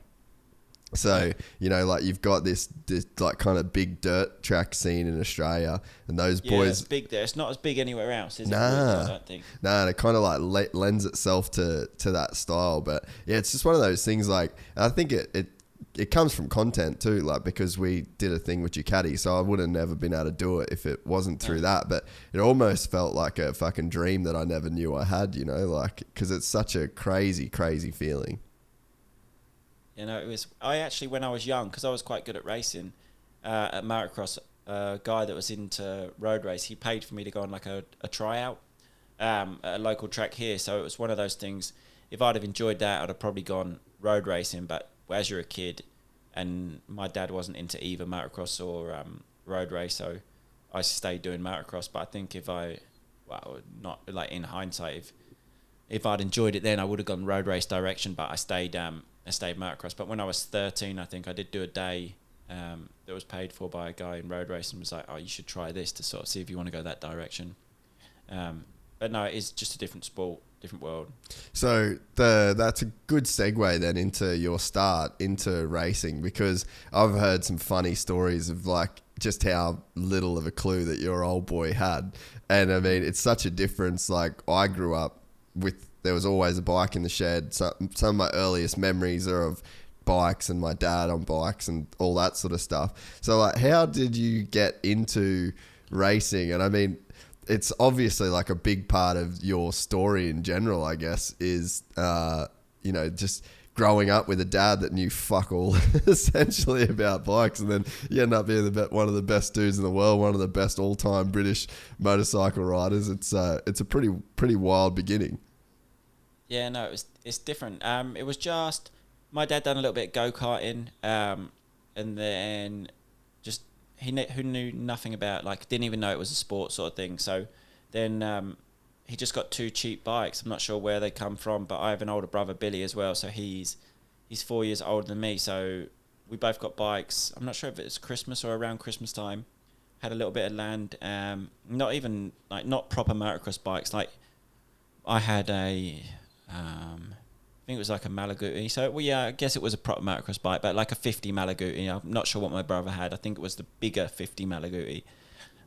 He would have been 9 and I was 5. 9 and 5. So we just rode around the garden. We had a little bit of land, like not a huge garden, but we rode around doing figure of eights till we crashed into each other, and then we realised like, fuck, figure of eight's not the one for motocross.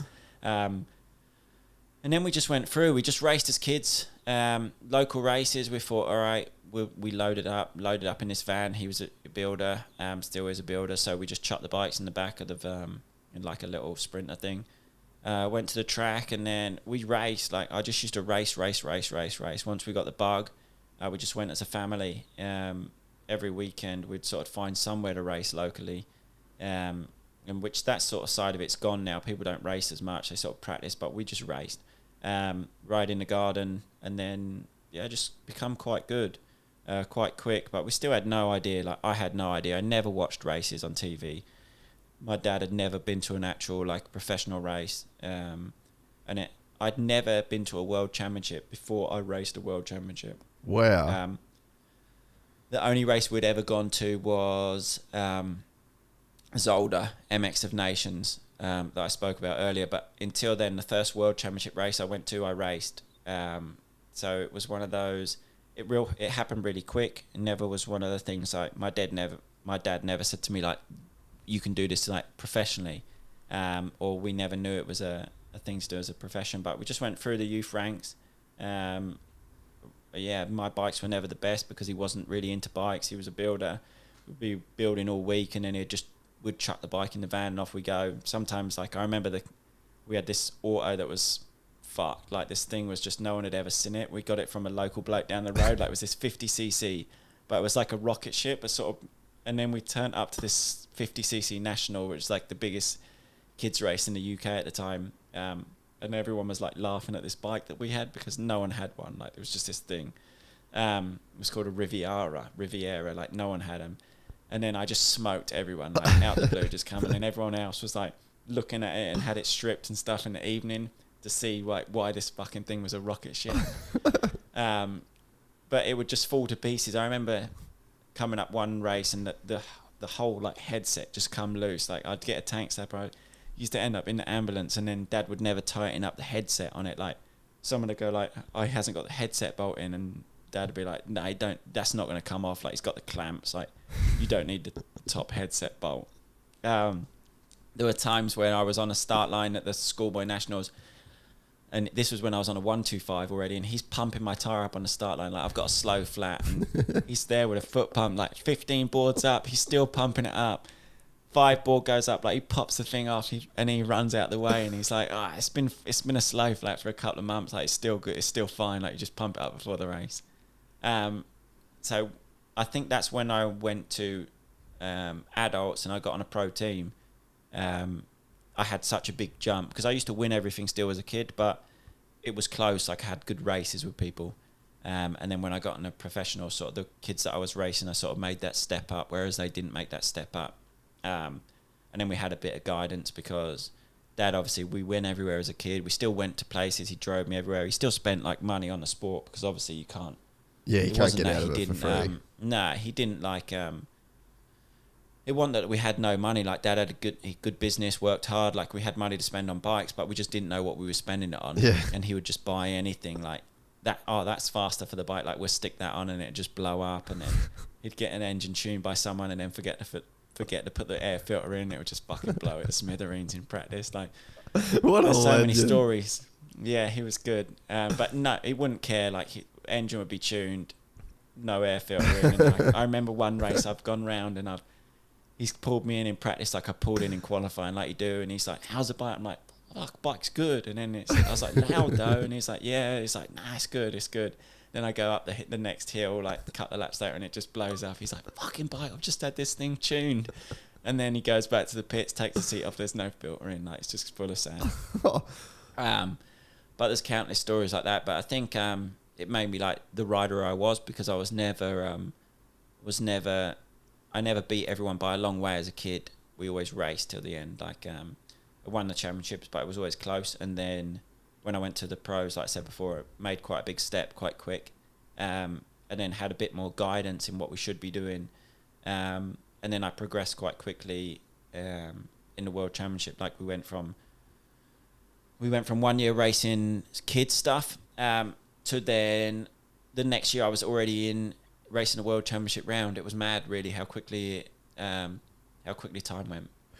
Yeah, there must have been some like crazy benefits to growing up like that, because, you know, you see so many kids that the fun's gone because they've just got this dickhead dad that is doing it more for themselves than for the kid, and it just sort of like ruins all the fun. And you know, but then on the other side, it probably was a detriment in other sort of areas, you know, but like you said, it ends up making you who you are. But I mean, yeah, was there like positives that were massive and then negatives? It was all positive. Like, I would never have changed a thing. Like, it was all positive. He never once said one thing that I had a bad race. Like, can't remember one time ever shouting at me or raising his voice about a result. Like, I used to just pin it every race. I used to wait until he got back from work because we had a little bit of land in the garden, and my mum wouldn't let me ride the bike till Dad was home. Yeah. So I'd sit there in my gear. I'd get back from school. I'd be sat in my gear waiting. As soon as he drove up the drive, I'd be like, fire the bike up, and I'd be straight up the track, and he'd get out his car and come and watch me in the garden. So there was no like, my bike wasn't the best, but fuck, there was no negatives really. Like, I remember one British Championship, the last one where I got a bit older, we was on 85s. My bike was like breaking that much that my friend lent me his bike. He gave me his son's bike And he was like, "You're not going to win it. Like, if you race your bike, like, it's fucked, mate." Like, so he give me his bike, and then I raced his bike. His name's Dave Matthews. They give me his bike to then finish the British Championship, and then I won all the races on his bike, and then won the British Championship. But yeah, just one of those things that were just different to how other people done it. But I think in the long run, it made me a good rider, and then I was sort of I made like a huge jump when I went to the professional ranks, and I had like a bit of a team behind me, a bit more guidance. So nothing but all good stuff really. Man, that sounds like the dream almost, eh? Like that, you would have seen it. Like I'm sure you would have seen kids that their dads were just absolute fuckwits, and like you've just got your old boys just sort of just doing it just purely for fun, which is so rare, man. Yeah, no, I see it. It's every day now. It's just constant, the dads. But you're never going to change that. Like it's just one of those things that you can't change. People, even some of the dads are like, they know how they are, but they just can't change it, you know. But no, I was fortunate that was never the case with what I do, and just lucky in that case, really. So, have you ever thought much about the level of talent that you've got? Because like I was saying before with like, we were talking about riding a 450 and Cody, and like, you're just one of those, like, I feel like you're the European Hansen in terms of just like pure natural talent. It's not to say you don't work hard. It's not to say that you haven't trained. It's none of that. But just in terms of like, for you to have a dad that was like basically motorcycle retarded, and then to be able to win like everything that you want and have the career that you had, like, that is called natural talent. So I'm just guessing that you got on a bike and were just fucking good at it. Have you ever wondered like what that is, why that is, where that comes from? Because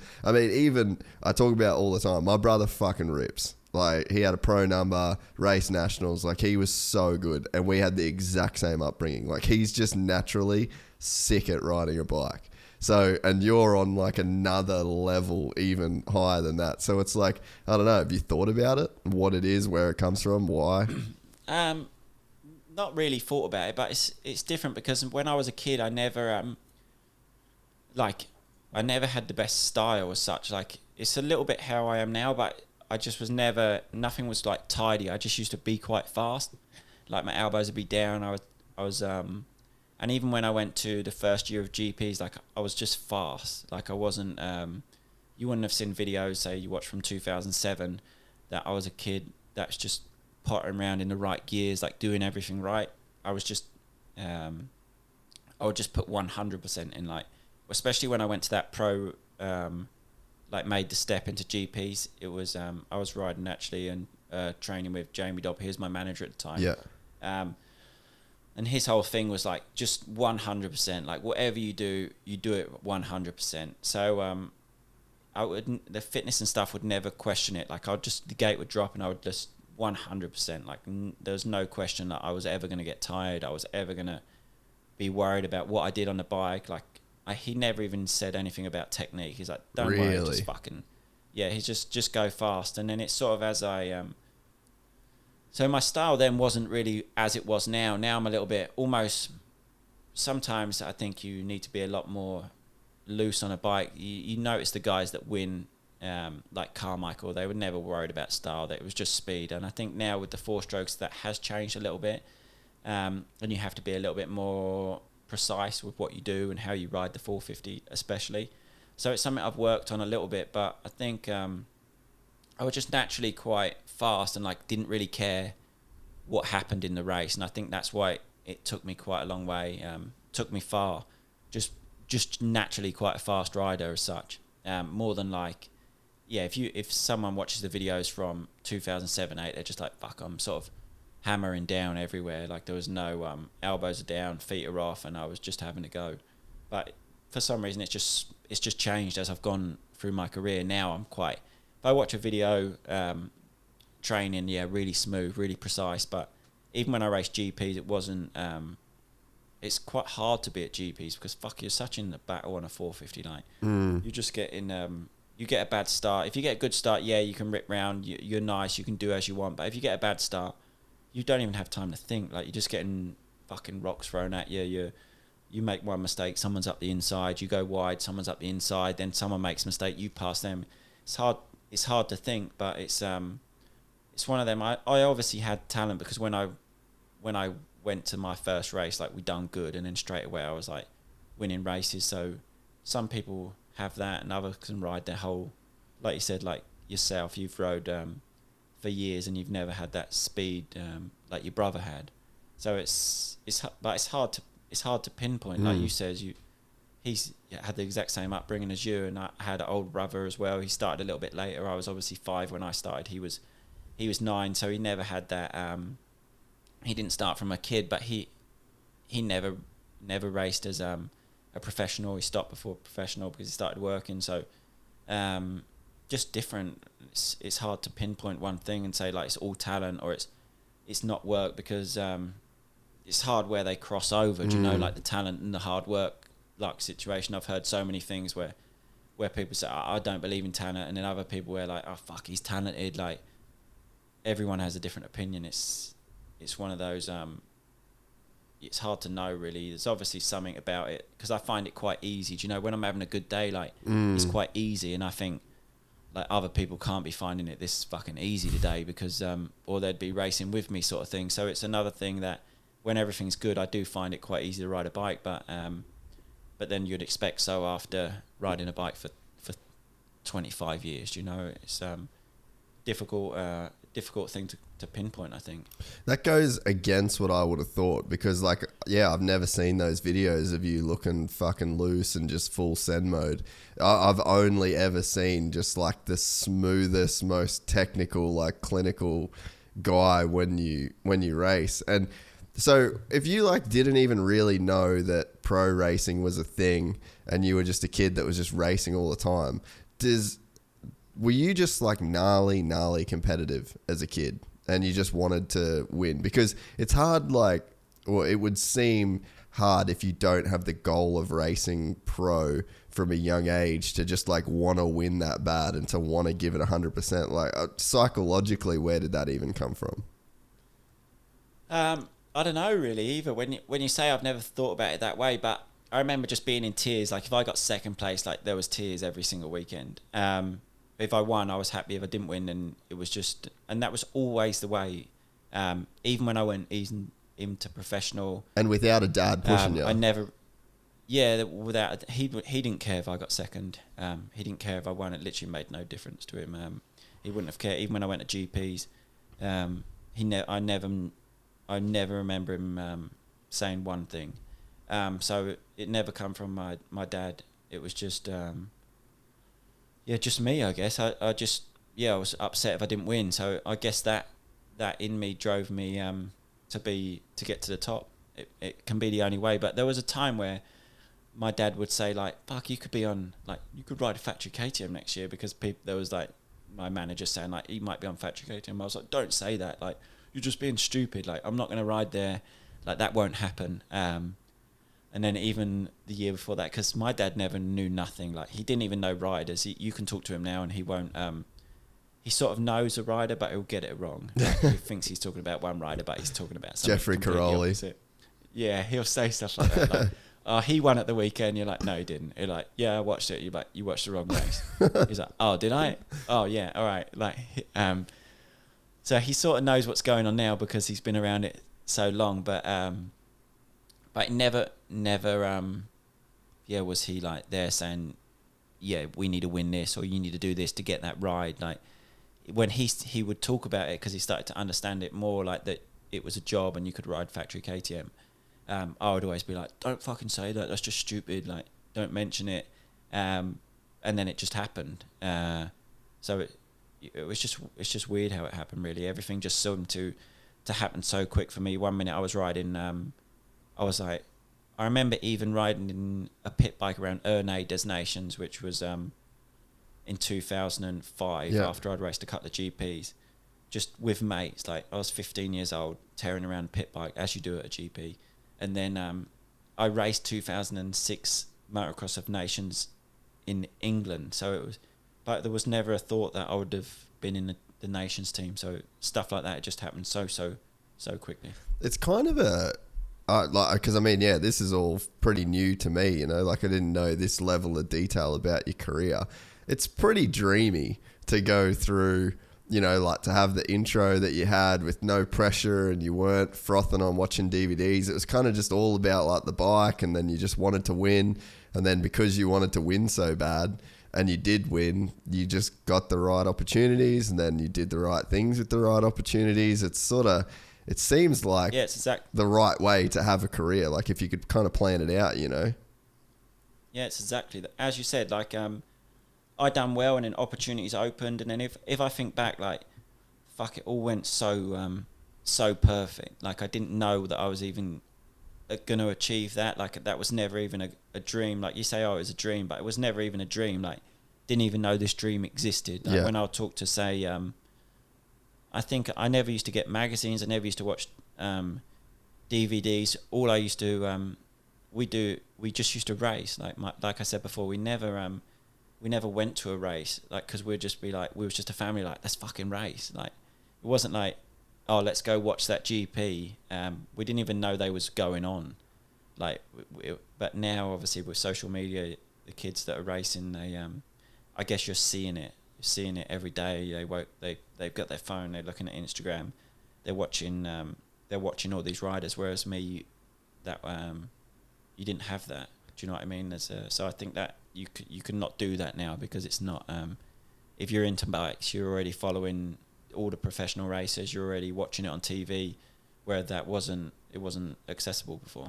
Did you ever feel that you almost like didn't fit in a what? Not didn't fit in, but like you was different to the other dudes that were just obsessed their whole life with, like, you know, kind of taken over by that dream almost in a way? Because like, I mean, we've spent a bunch of time around each other, like as far as you as just being like a well-rounded dude, like you can hang out with you as one of the boys that like you take a dirt bike out of it, you take all that away, like you're just a fucking good lad to hang around. Whereas, you know, you got other guys that I think that they've spent their life so fucking deep in this like goal or whatever you call it, where it's just like this all-encompassing thing, and it sort of stops them even being like kind of a cool dude to be around, if that makes sense. Yeah, I don't know whether I was I didn't ever feel out of place, because I feel like a lot of riders was that way back then. It's different now. Like like I was saying before, now if you're into bikes, you follow like professional riders from like at 10 years old. As soon as you're sort of clued up on what's going on in general in life, like if you like bikes, you've probably got a phone and you're watching YouTube stuff.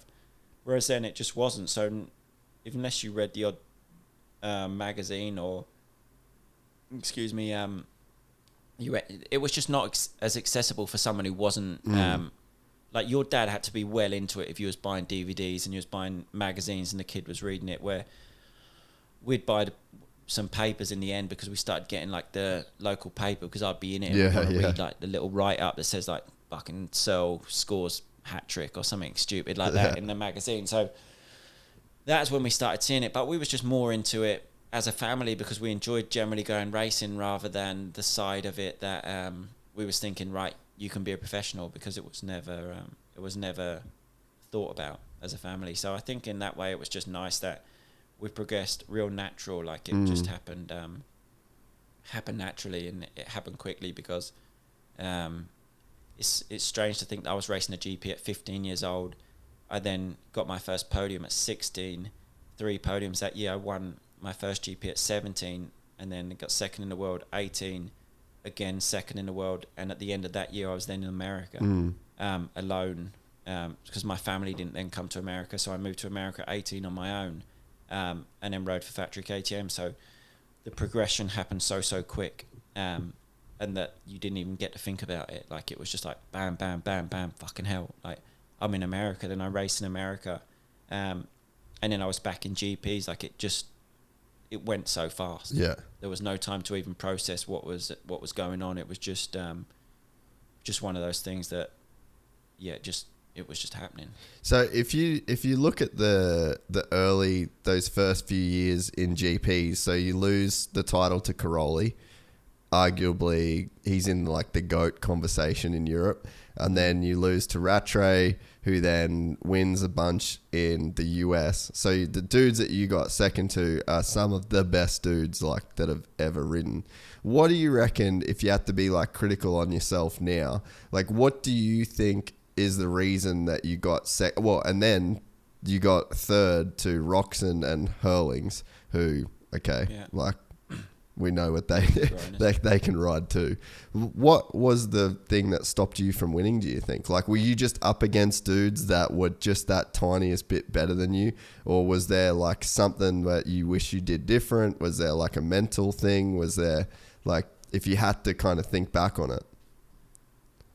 To think back to say the first year when I got second to Crowley, I was quite a way off at that year. I was still young, so I think I come into that year either 16 or 17, but he was a lot better than me. In hindsight, that year, you had Caroli that was battling with Tyler, who had already won GPs previous, and he then blew his knee out of the first couple of rounds. And then you had Christoph Porcel that was in the fight with, he'd won it the year previous in 2006, so him and Caroli and Rattray were the 3 title contenders, but then it was the year that Porcel then got paralysed in that crash, and then Tyler blew his knee out. So realistically, I was the 4th best guy that year, which is quite expected as it was my first year on a factory team. I was still really young. Those 2 got injured, which then put me second in the championship. What was that? That check cashed. Yeah, no, the check cashed still. So it was one of those... so Caroli was quite a lot better that year. Like, I was never going to win a title. But then in 2008 was completely different. It was me. Then at that year, I think either Porcel had gone to America or he was out injured. So that year it was me, Tony, and Tyler, and we all fought for the title. Like Tony then got injured, I think halfway through, but at that time I was already leading the world championship. Me and Tyler then went head to head for the rest of the year. It was one of those. I don't know why.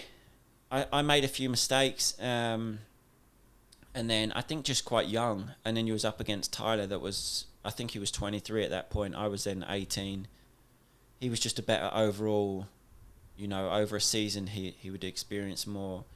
He was a little bit more consistent in, there was a race where I took the red plate. I went 1-1. I then had the red plate for the first time, and then the week after I crashed both races and went like 17-4 or something, and then lost the red plate. So just around like that, where Tyler didn't have none of those. So I think I lost the championship by 30 points. But yeah, Tyler was just overall better. Just one of those where I wasn't quite experienced enough to race.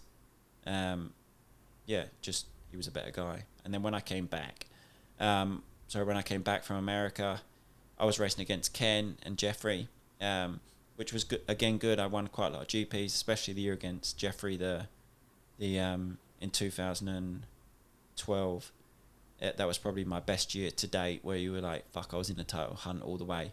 But then I had a few bike problems. But again, I was the more experienced one then, because Jeffrey would have been, I think, 18. I was then 23. So the tables had turned. Yeah. But obviously, Jeffrey was Jeffrey, and you were up against someone that was good. But I think that year I won 7 GPs. He won 8 GPs, but I had 3 bike problems. So he was probably on a better bike. Realistically, the KTM would have been better than the Cowie I was on. But again, no regrets. I think I've done everything that year. And a lot of the times in my career, it's not that I regret anything, because I always worked quite hard.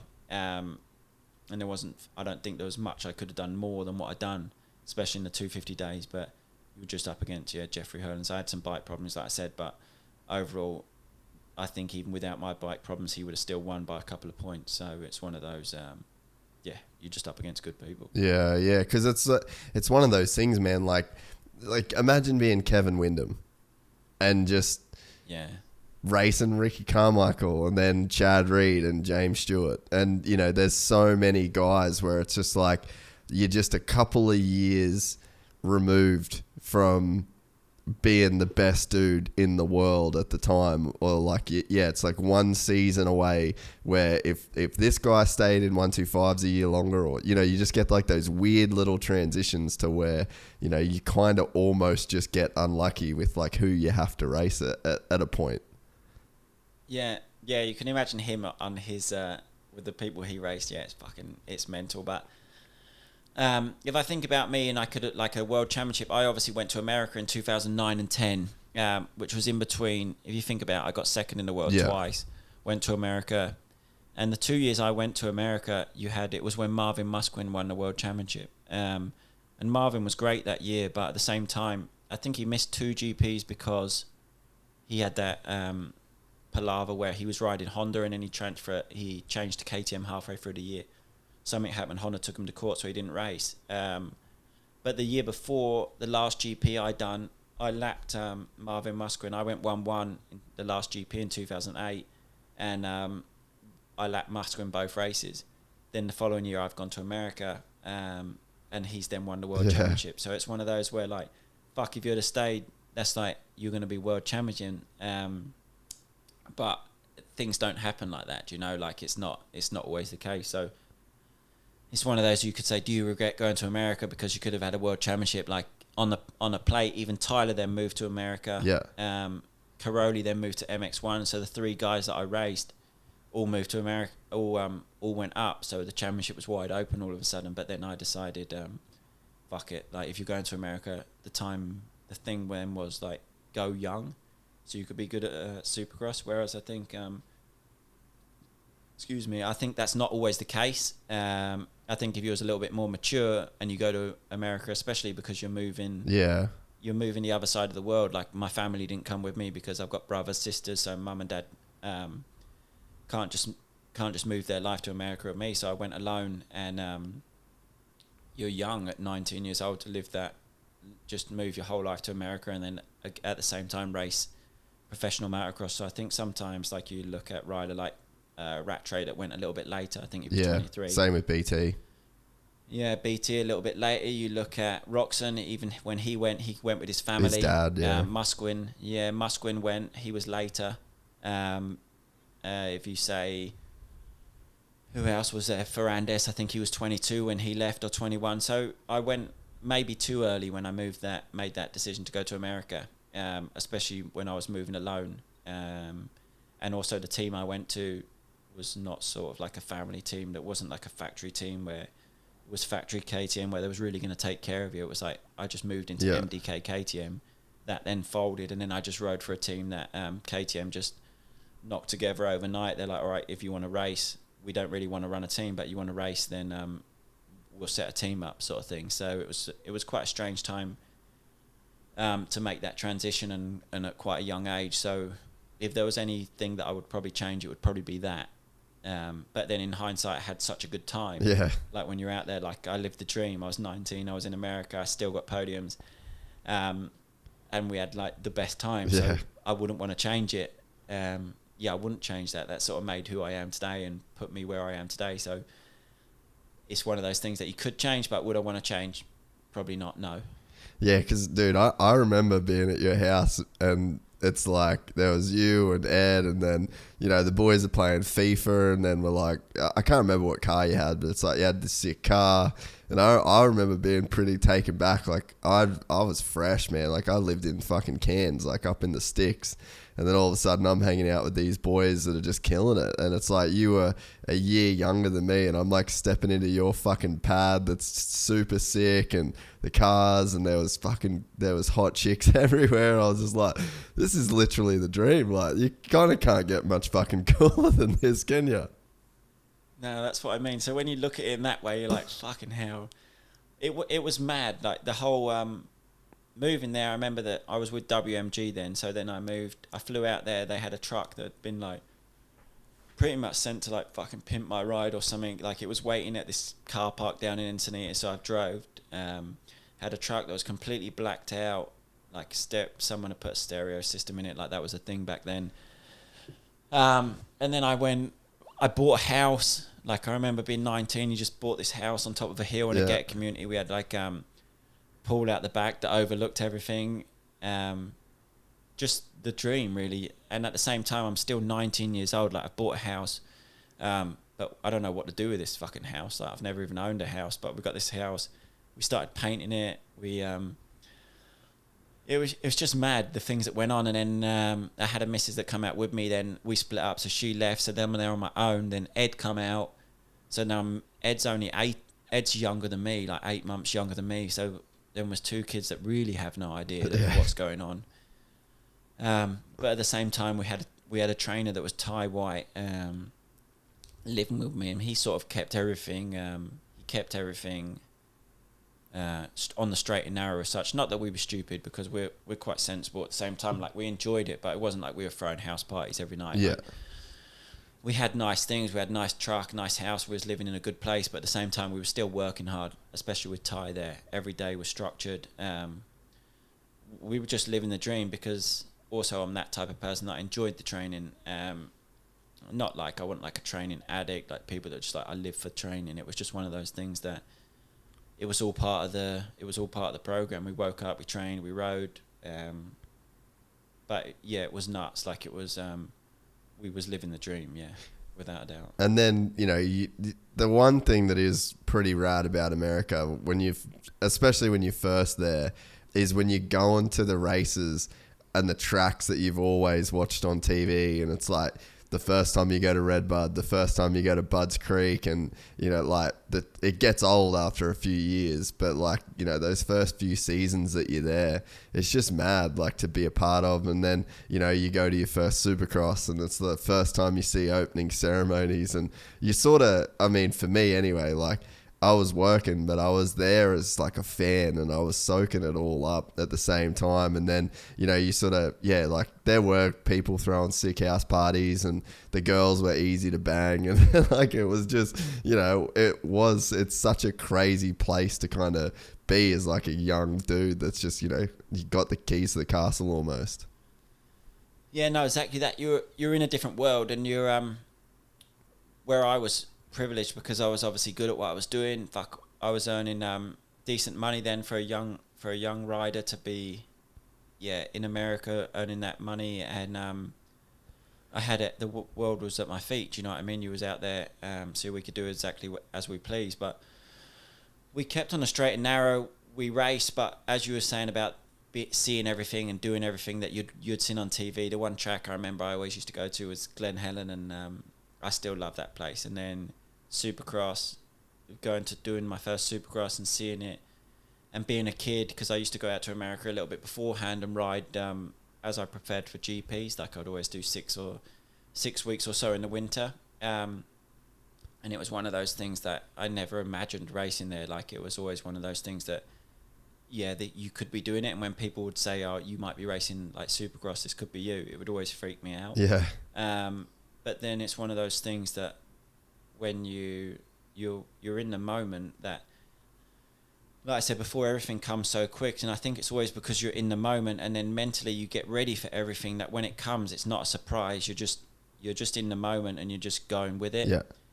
And that was always, again, another thing with Supercross, like, and with racing nationals. Like, I was always so in the moment, and always training and riding, and that I was always mentally ready for everything, because I would not imagined it, but it was just like, it was coming and I was ready, then I'd race it. It was never one of those things that was put like on a pedestal, because I'd never sort of dreamt about it. It just, everything happened so quick. Yeah. And that was the same with America. And when I look back, it was always living in the moment. It was just happening right there as I was with it. And when you look back, that's when you think, fucking hell, like, crazy. But when you're there and you're young at 19 years old, like yourself now, you'd do everything quite a lot different if you went back. You'd probably appreciate everything a lot more. You'd do things different. But as a 19-year-old kid, you're not taking it for granted, but you're so naive to what's going on around you. You're like, yeah, I'm just here. I'm fucking doing it. Like, I'm waking up, I'm training, I'm riding, I'm racing, and then it's done and you move on. But when you look back, if you would take it all in a lot more than what you do when you're a kid. Dude, I've been talking to Jay, the guy that owns JDR, or owned JDR, because we're still best mates to this day pretty much.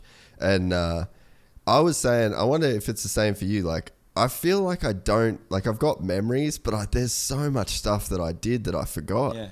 Because I wondered about it as like, was I not in the moment or was I so in the moment that, because like, fuck, I was living, dude. Like, I was just, someone said, let's go here, I went there. Like, and it's become kind of obvious to me on this trip, like, with COVID, I mean, Gypsy tales like that, I just would fucking go anywhere. I'd be anywhere. I'd stay on someone's couch. I did not give a fuck. Like, I was just living.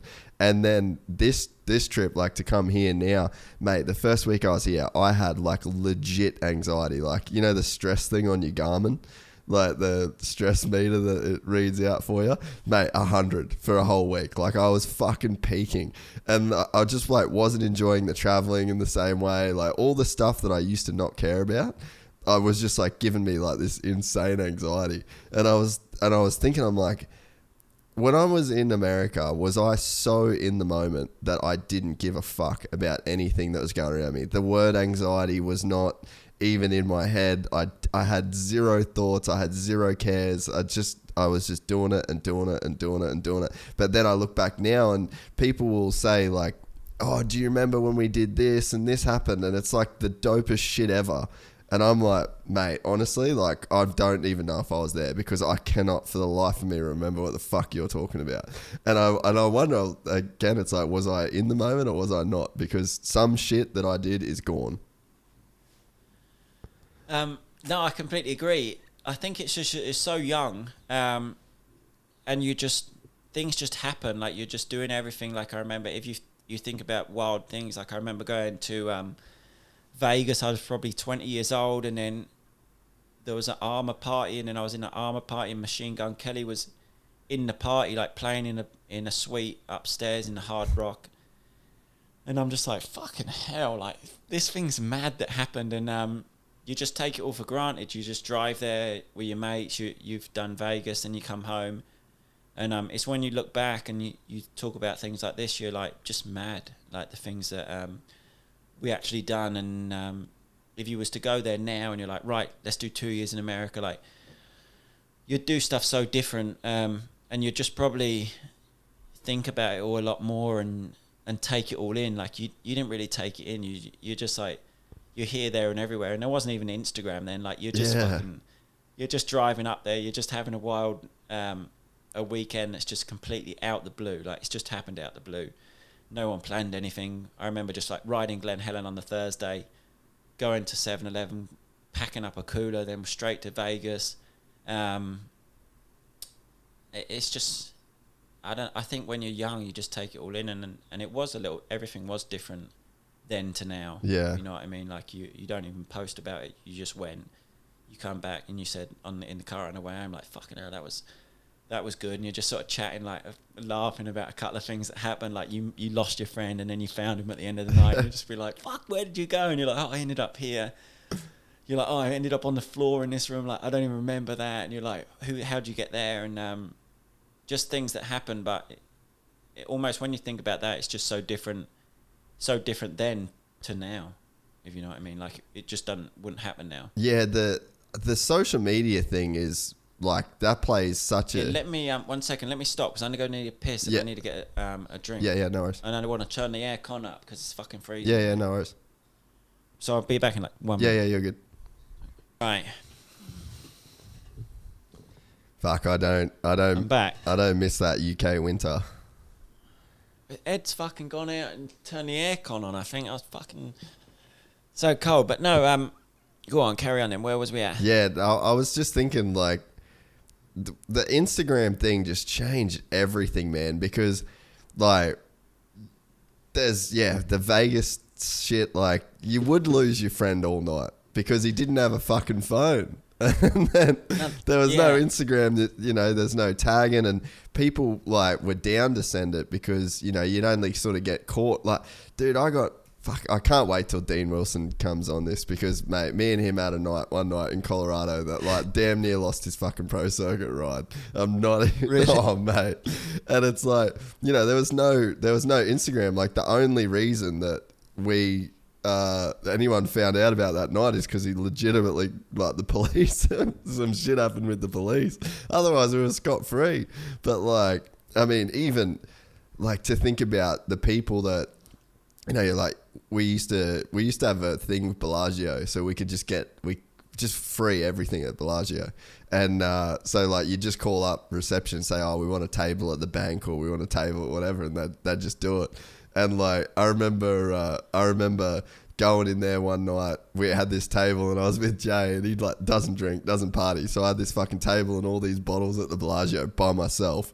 And then the game was there, like, the rapper, and he just had all these chicks, this whole big crew, and it was next to my table. And I just remember being like, mate, I got all these shit. I'm just here by myself. So I'm just spent a full night sending it with the game and this entire posse of rappers. And it's like, no Instagram. I didn't have a phone. So it's just like, you know, you don't want to take any photos. You don't get anyone's number. Like, no. If that happened these days, you'd be well, I probably wouldn't be, but, you know, people like Instagramming it, and you'd get his follow on Instagram, and you know, but it was just so, you were just in and out, and it was like this crazy experience that you've only ever got as just like a story for another time. Yeah, it's completely that, and it was the same. It's the same the whole time in America. Yeah, it just feels like that. Like we was at the house, and I've barely got any time or any pictures from being out there. Like you were just there. Parents would fly out every now and again. We would go to the beach for the day. We would just do everything, but nothing. We'd just do whatever we wanted, but there was nothing that you was doing it for no reason other than that it was just spare at a moment, and it's what you wanted to do. You was doing nothing for Instagram or for anything else. And the trips to Vegas, as I said about that one, like being in the room with Machine Gun Kelly in a suite in Hard Rock, like, fuck, I was 19. Like, if that happened now, I'd be like, well, it'd just be mad. It just them things don't happen. And I don't know how that happened then. I didn't even know who he was. Like, I don't think he was that big at the time. He was just like coming up somehow. But it's it's just weird, like you say, how these things happen. I think it was just different then. Yeah, everything was different. And none of the guys now would want to do that. Like, that's not. It feels so far away. Like, dude, some of the shit J-Law used to do, you know, some of the boys, like even Kenny back in the day, like, you know, obviously you don't want to fucking say, no. You don't want to speak on people's behalf, but like there was guys that were just down to fucking send it, and they were fun dudes to be around, like legit parties that have some legit fun. And, you know, it seems like nowadays it's like a cultural thing. Like, it's just gone from the culture. People don't even want to party anymore. It's just not even, you know, it's not even really a thing. It's like it's just been completely stamped out of the industry. Yeah, when you say that, it generally has, because the years that I was there, it was, which year would have I been? Like 2009 was my first year in America. So I remember I was really young, but we went, say we was practicing at like Glen Helen, and it was I didn't race at Supercross the first year, so we went to Vegas like straight from, I think, riding Glen Helen, because it was like pre-season as well at the same time, do you know, because you only get like 2 weeks. So we'd ride and we'd go there, and I remember thinking, I can't remember what year it was, but one of the years Chad Reed, it was like Friday night, and he was on a mad one. Yeah. And then I remember walking to, I can't remember what year, I think he was having a bad year and he was a little bit somewhat injured or something, like he wasn't a championship year. But then we was all there, and then we then went to like the pits on Saturday afternoon, and we see him walking in his gear, and we're just like, no way. We're like, fucking hell, like 10 hours earlier he was at, like in one of the casinos going nuts, and then we see him just walking to practice, and we're just like, fuck no, like, cannot believe he's on a bike. We didn't think he was racing. I think it was one of those years where, I can't remember, it might be 2009 when he was on a Cowie. I'm sure he was on a Cowie, but it was just so funny that he'd gone and partied all night, and then he was just wheeling his bike to the start line to go out for practice. It was just one of those stories where it was mind blowing. Dude, I remember, I've never told this story on here, but I doubt he'll care nowadays, but it was, fuck. Do you remember the year that K-Dub got knocked out at Phoenix? He had that crash, and he knocked him. And he endoed on a jump. Yeah, and he knocked himself out. Yeah. So yeah, I do remember. Yeah. So I was with JDR, and at Phoenix Supercross is when it was back then anyway, it was always Lil D's birthday from FMF, and so Lil D had this party at his place. K-Dub has that crash, gets knocked out. I fucking sent it all night with Roger Larson from 7. I don't know. Yeah, fuck. Yeah, I like Roger. Yeah, Roger. And so anyway, we were out all night. I almost take this like chick home from a cat. Like literally, this is how it went down. I walked outside. Then there were these two birds about to get in this cab. And then I was like, where you going? She's like, back to my place. I was like, I'm coming too. And she's like, all right. And so anyway, I start getting in this cab with this chick, full just Hail Mary. And anyway, her friend just fully shuts it down, like full cock block on that front.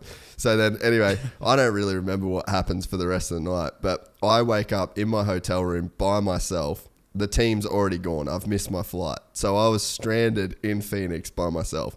So I call up Roger Larson because he was driving home.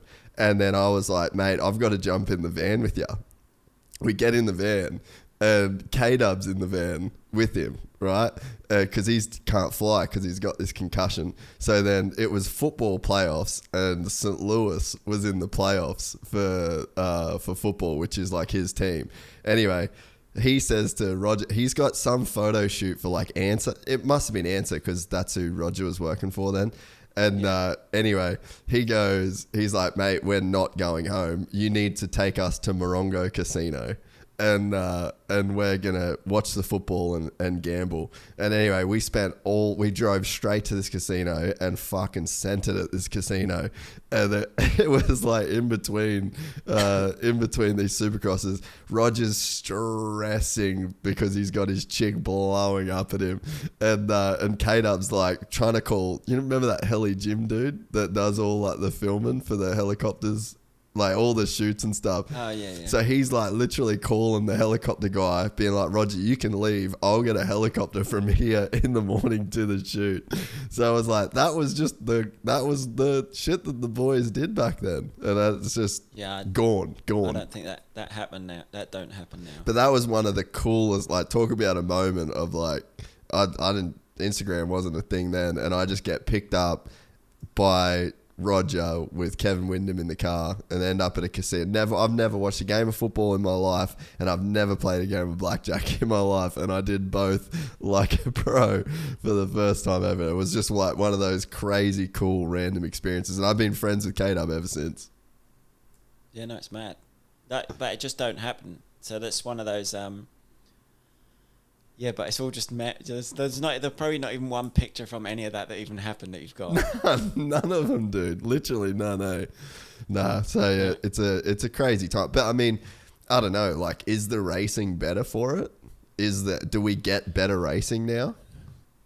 I think I think that's why it's just leveled the whole playing field. It's not that I mean those guys were winning and still, I don't know, they were still winning and still partying. So it's a bit odd to say, but I think it was maybe in one of your podcasts before that they were saying like where everyone has the training facility, everyone works hard, and I think now if you don't work hard and you're not on one of those teams or you're not under the eye of one of those trainers, then you don't get the opportunities. Like people are like, oh, you have to be under you have to train with him to ride for our team, or we've got a riding coach and that so I don't think it's better, but I just think it's just leveled. Everyone's on that level. Everyone's riding with each other every single day, training with each other every day. So everyone sees what everyone's doing. Everyone knows what everyone's doing. That I don't know. The cream still obviously rise to the whatever they say, the cream of the crop, or it rise to the top. But I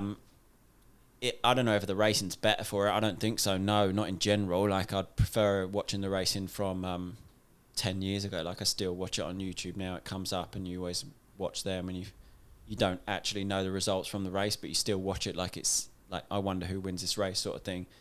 It's just different now, I think. Yeah, I mean, I think that one good metric of it, dude, is like how many people still just love J-Law?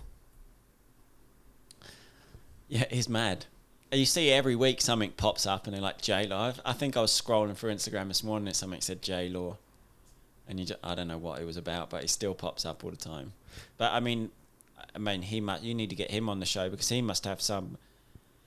I mean, talk about living in the moment like we was doing. Fuck, he must have some stories about what's going on that no one would even believe. Dude, I've heard like crazy shit, crazy, and not like nothing bad, you know, like you kind of hear some stuff like post racing or whatever. I talk to him all the time. Like I think it will happen at some point. We talk on Instagram. Like he's a fucking cool, nice guy. But like, yeah, just some of the stuff that I heard and like know it's true from his racing career is just fucking insane. Like, and how good that dude was to go out. Like, dude, do you remember when he showed up at Daytona on the 450 and almost beat Chad Reed? And like on the podium, he's just like, I really didn't want to beat Chad, man. Like that guy's my idol. Like I couldn't see myself beating Chad Reed. I'm just like, how the? Yeah, you think he actually pulled over, I think, and let him by. Yeah, because I think Chad was like pretty well in the championship that year too. Like something like that. He didn't want to get involved, did he? Yeah, Daytona's obviously like pretty pivotal round, but Daytona's bike week in America. So like you got Moxies and all those bars. Like, dude, that place is like a fucking cesspit for that race, man. Like if you want to get in trouble at any week. I've never been. Oh, dude, it's terrible. Like, well, the years that I went, I was just like, fuck boys, I'm out. This is too much for me. Like as gnarly as you can imagine that a weekend is, like some of the clubs there, and you're just like, oh fuck, even I've got my limits. No, I've never been to that one. I would like to go to Daytona and do the whole week, but no, I've not. I never went to that one. Do you remember, like, because J-Law was racing when you were racing there, right? Like, did you have any like crazy J-Law moments or? I can't remember which year he would have been. I guess he was on a 450 when I was there, wasn't he? Oh, maybe. He had the team. That was right. So I rode for, I think that was the year he started up his own team. Yep. And he was 450, but I never done much with him. Like I remember hanging out with him a couple of times. I think there was one party at Josh Hill's house, and then we ended up in a taxi, and then we ended up staying at I ended up staying at his house for some reason after. And he was living with Kyle Kraus at the time, I'm sure. But yeah, we was both in a taxi. We ended up both back there, but it was, just, I can't remember. There was a time like that, and then I think there was another time. He must have been friends with Hill that I'd first gone to America, and I'd been to the KTM workshop, which then I think become the J-Star one. Yep. Is that right or not? Yep. At the back of Temecula? Yep. And we were new, and then I was just driving my pickup, and we sort of pulled up. I'm not sure if we'd have pulled up or something. We was like new to the area, so we was trying to find out where to go. But then Josh Hill pulled up alongside us, and I think he had J-Law in the car, in the passenger seat, and like 4 birds cramped in the back of his truck. And he was like, they were just talking like they do in America, and they're like, "Oh, you're new here, like yeah, we heard like you should come over and hang out." So we were like, "All right." I can't remember. I think it was just me and Ed in the car. But anyway, we ended up at Josh Hill because that was when he had the big house. Yeah. That was kind of behind that workshop, eh? Yeah, just behind the workshop. Yeah. So Josh was there, and he was real nice to me the whole time we was in America, like through everything. He helped us out a few times, and we'd go over to his. But he was obviously at the time where I think he was winning Supercross. So he was winning Supercross, and then he had that house, and he was like a legend at that time in his career. Like, I think he was obviously partying a little bit, but he was still winning. So I remember going to Josh Hills a couple of times and J-Lo being there, and like Kyle Kraus, and then you had Ben Hargis and those guys. Yeah. But just really good times with those, and they weren't like completely mad. Like they was all out training. I remember Josh was, when I see him, he'd come straight from the track, so still working hard. But then he had like it was just a bachelor pad, wasn't it? He just had that house and he was partying there, and it was he had like a mini bike track in the garden. So just things like that, yeah, as you said, now it doesn't happen now, but I don't know if it's a good thing or a bad thing. It's probably, in a way, it's a bad thing because you don't have the stories and you don't have like those guys. You're like, fuck, he's sick because he still wins and he can do this. And you don't have the characters. Everyone works hard now. It's not there's not as many people where you can there's just not those characters there once was. Yeah, and man, I think that the media really fucked today, because you kind of, that was like the era of like where the internet was kind of just starting, because before it was, this is kind of like my fucking kooky theory on it anyway, it's like before you only had the media in terms of the magazines. It wasn't like every day shit was getting posted on Racer X. As soon as you started getting this era of, because like if you threw a big party in Temecula and like some shit went down or whatever, it's not like the very next day you could have some dickhead write about it and to use it, because that would get the most clicks. And then you'd get these guys that would start writing for these websites and whatever, that they started like really making a name for themselves off kind of like this day-to-day reporting of like who was doing this, who's over there, this guy has this part. It became like a little bit of like a toxic kind of like, I guess, media cycle in a way. And then I think that's what like really started to shut shit down. But dude, I remember parties at Hills that were fucking so fun, and it wasn't out of control. Like it wasn't like, I've since then been to fucking out of control parties, like a lot of crazy drugs, a lot of crazy shit where you're like, all right, this is kind of a bad deal. And the people that are here that are like doing this, they're not doing well. It wasn't like that. You know what I mean? You're like, this isn't a good place to be, and nothing good is going to come out of this. It was like young dudes making heaps of cash, fucking hot chicks, playing music with the big stereos that they bought in their big house, and then riding some pit bikes in the backyard, you know, like I guess kind of everything that you'd kind of want to do as like a young kid. That was, you know, making money and doing that sort of shit. But yeah, just it seemed like, and that translated to the track, you know, like, dude, Hill was killing it. He fucking straight up passing James Stewart in races and, you know, like leading the championship. Definitely shouldn't have done a backflip. Probably not. Yeah, that was probably not the best thing. That's definitely not the move. But I mean, yeah, it's not like he was a guy that couldn't finish a 20-lap main event, right? No, he was winning. So, and I think a lot of the people then, that was the way they was always going to do it. You know, I don't think they maybe wouldn't have done as good if they went a different way about it. You know, you can't, he won at times when he was racing James Stewart and Chad Reed and Ryan Dungey and winning races. It wasn't even as like he was winning a race. I know the guys are good now, but the level he was racing at was the best it's ever been. Yeah. It wasn't like it was just one time where like, oh yeah, but he could get away with that because of the people he was racing at that point in his career. No, they were the best. They were the best people.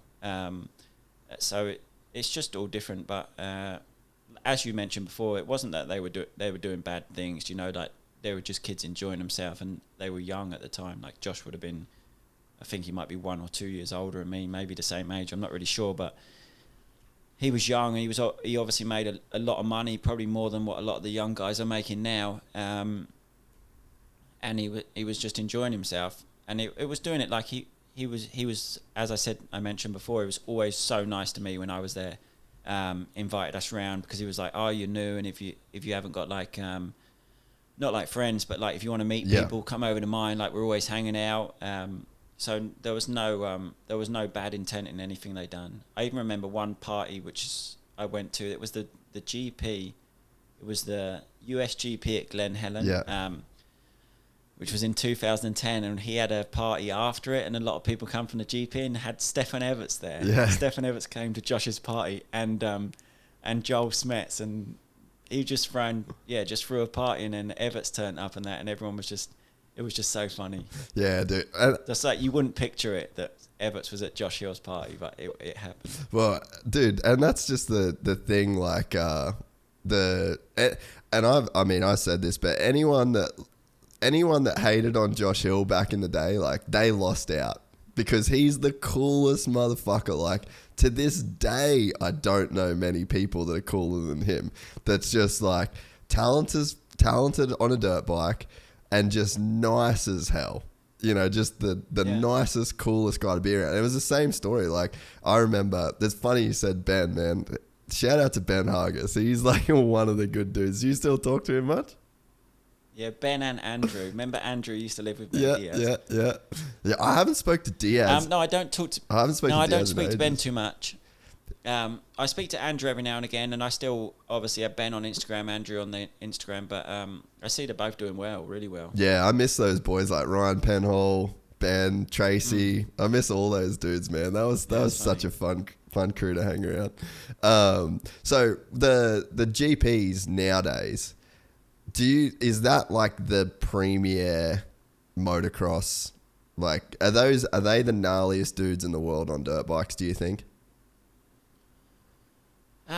Difficult again to say because you always get that the US Europe or US World Championship divide as such. But I think the level it was this past year was high, and even the year previous with Jeffrey and the boys racing. I think how fast Jeffrey was going, and again Roman February because he was fighting till the end this year. But I almost think this year now with there's a lot of riders that have gone over the past few years. Like a lot of riders have retired the last 3 years. I think there was no one retired for probably, I don't know, it seemed like any of the top guys just stayed there forever. And then all of a sudden you've had like DeSalle, who was one of the best. You've had Paulin.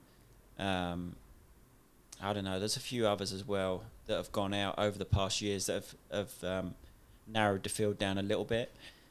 But again, I just think the way the bikes are, I always think the way that America races the 2 series is, their focus is obviously Supercross compared to the guys that in Europe that is just motocross. So I do think they are the best at motocross. Maybe not all the field. You're always going to have the debate because you've got Ken Roxon that obviously won world championships here. Now he's in America. You're always going to have that thing. Like Musquin obviously won a world championship, went to America, but I think the level that Hurlin's has pushed it to, and you've got riders like Caroli, who's obviously 9 times world champion, who could still line up and win on any given weekend. But the level's just high, and I think the bikes are high. The teams, they focus all year on motocross, so it's just raised the level.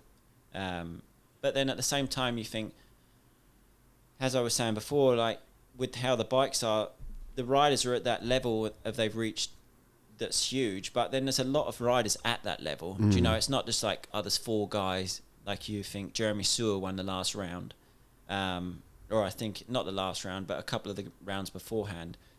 And then you wouldn't put Jeremy Searle in the same category as you would put, say, Ken Roxon, Eli Tomac, Jeffrey Hurlins. But then at the same time, he won the race. So then it makes you think, is the level that high? Because obviously Searle's a great rider, but you wouldn't hold him to the same status as you would those guys. But then at the same time, he beat them all straight up, pulled away. I think he was winning the race, dropped back to like 3rd in a crash, came back through, won the race. So when you look at things like that, it's hard to then say that the level's ridiculous, do you know? The level is what it is. And I think Hurlins is really, like ridiculously fast on his day now, or for a whole season, because this year obviously he crashed, broke his shoulder, came back, won, and then won the championship. And then in years past when Caroli's been winning the level he's been at, but honestly I think it's difficult to say. It really is difficult to say. I think when you're in it, gone are the days where unless you're a Jeffrey Hurlins that you can come through, but then if you are faster, you find ways to pass. But I think when I was there the last few years, if everything wasn't right and you're not a 100%, then you're just fighting a losing battle, because all the riders are so good now. And as I think they all work really hard, they all train hard, their bikes are good. So it's just put the whole series on that level, really. And so, like, for a guy like yourself that's been so consistently 2nd in the World Championship, 3rd in the World Championship, like just one of the premier dudes in the class, like, what are the signs that you need to not race GPs anymore? Like, what do you start to kind of notice? What do you start to see in yourself where you're like, eesh? More for me, it was like the enjoyment factor of it, and then just that you feel like you're hitting your head against a brick wall every weekend. But it all spirals. My 450 career was never as good as my MX, my 250 career as such. I when I signed 450, I didn't sign for a factory team. I had factory offers there, but I was quite happy with the team I was on at the time, which was the CLS team. And then I went 450 with those guys on a 2-year contract. But early in that first year, I sort of realised you need a factory team here, because there was like cracks coming in the teams, you know, like where it was just personal people, you know, not working for a company. They would come, they would leave halfway through the year. Like personal problems would affect the team. And then I realised, okay, I need to be on a factory team. So we tried switching to say factory Kawasaki, which I still had the Kawasaki contract, but then I nearly got out of that and went for a different team. But in the end, it all fell through, and I rode for CLS the second year and had problems. But it just injuries, you sort of get on a downward spiral. I had an injury where my bike broke on the takeoff of a jump in Thailand.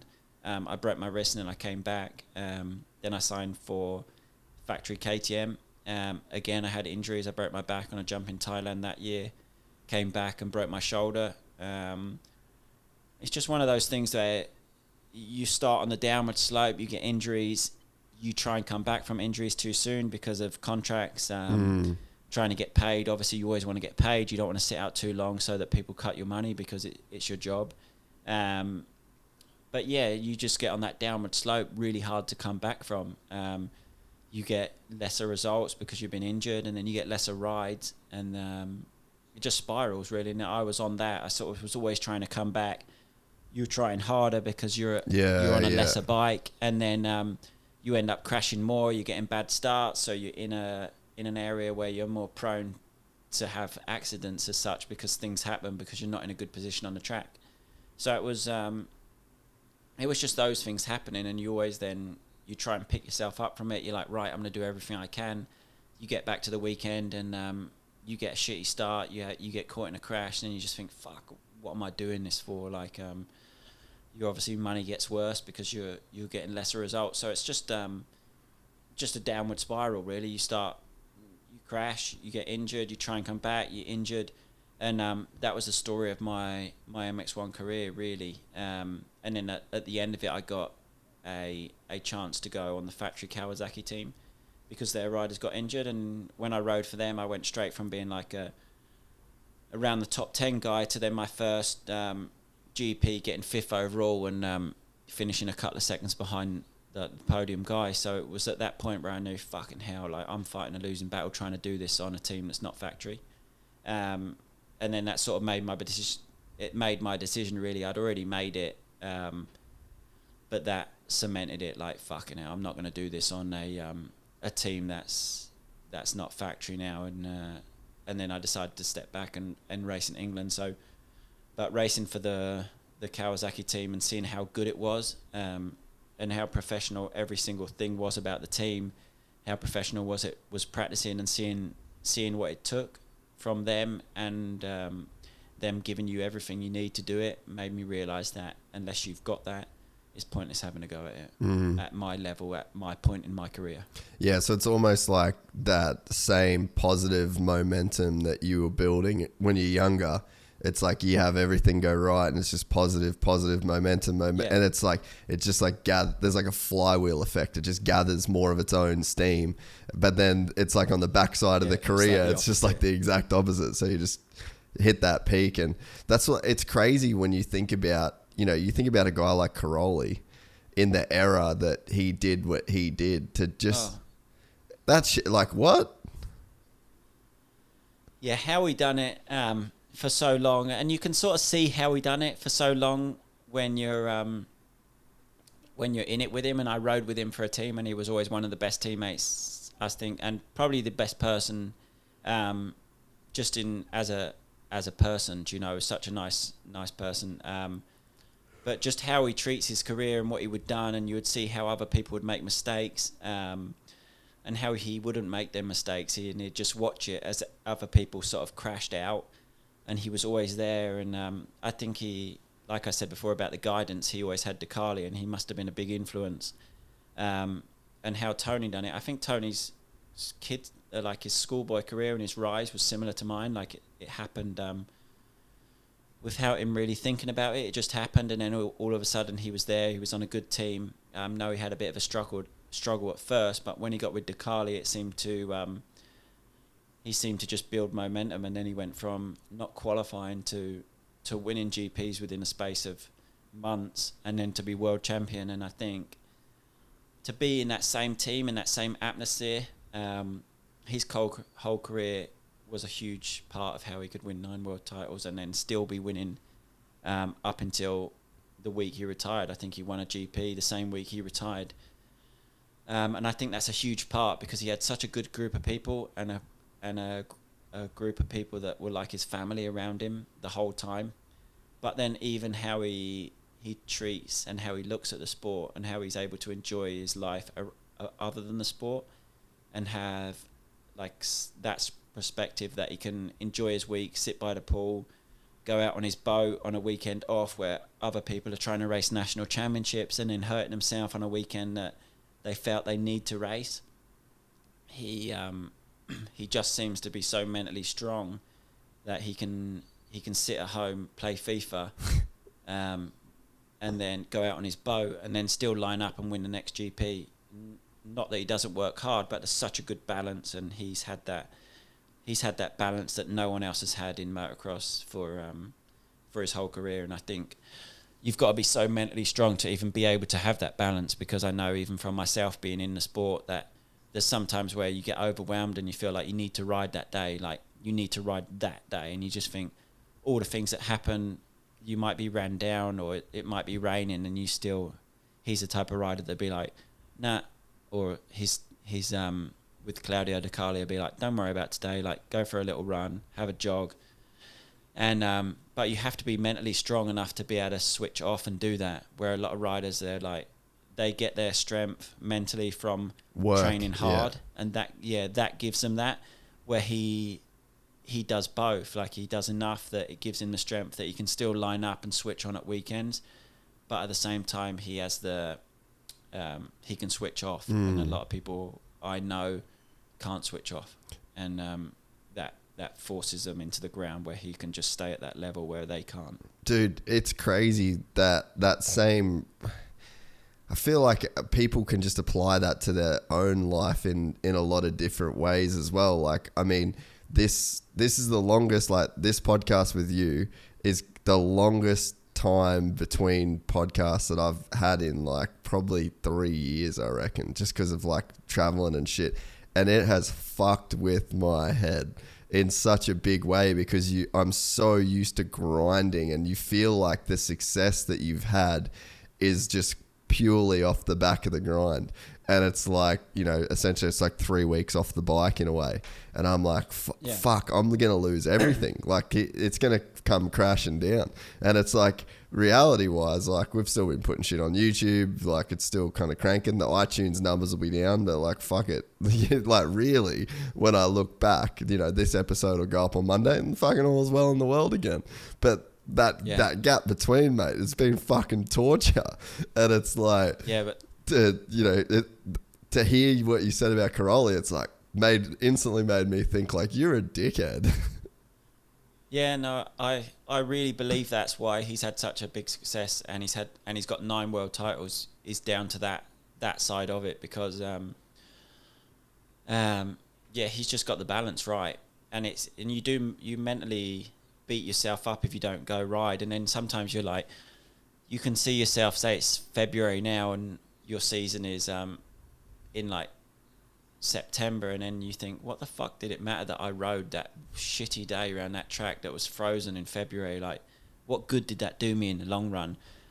Absolutely no good. Like, it was just you need to be mentally strong enough to know when to switch off. And there was a day I remember that I can pinpoint now. I went to Glen Helen, it was December, and I was just riding in California because I'd gone out. This was after I lived in it was the end of 2016, and I'd just gone there for 6 weeks, thought I'd have a little ride, and woke up, felt shit, was going to pick the missus up from the airport, had flown in with her friend, and I still went and rode Glen Helen, and then I blew my knee out, done my ACL, and I just think now, looking back, there was absolutely no need to go ride that day.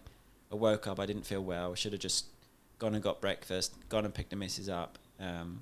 Like it would have made no difference to my season whatsoever. But you get so caught up in the moment, and some people need it mentally to just hit every mark. Yeah, Do you know what I mean? But other people don't.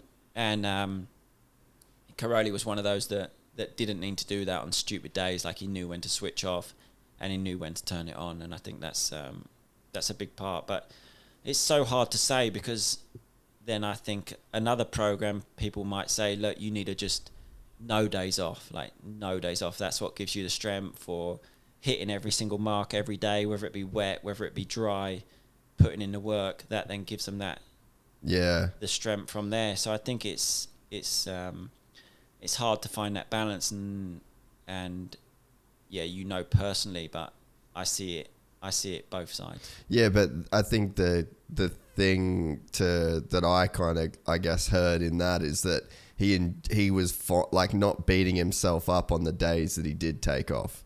Because, like that's the thing that I've struggled with here is like I haven't enjoyed. I'm in like a beautiful place, and I just haven't even let myself enjoy it. It's almost like this internal guilt that you feel like it's like I'm not working, I'm not grinding, I shouldn't be allowed to enjoy this. It's just like this mentality, and then you're in this place and you are having this time. It's like you're here, you're not doing a fucking podcast for a couple of weeks. Like just enjoy it, you twat.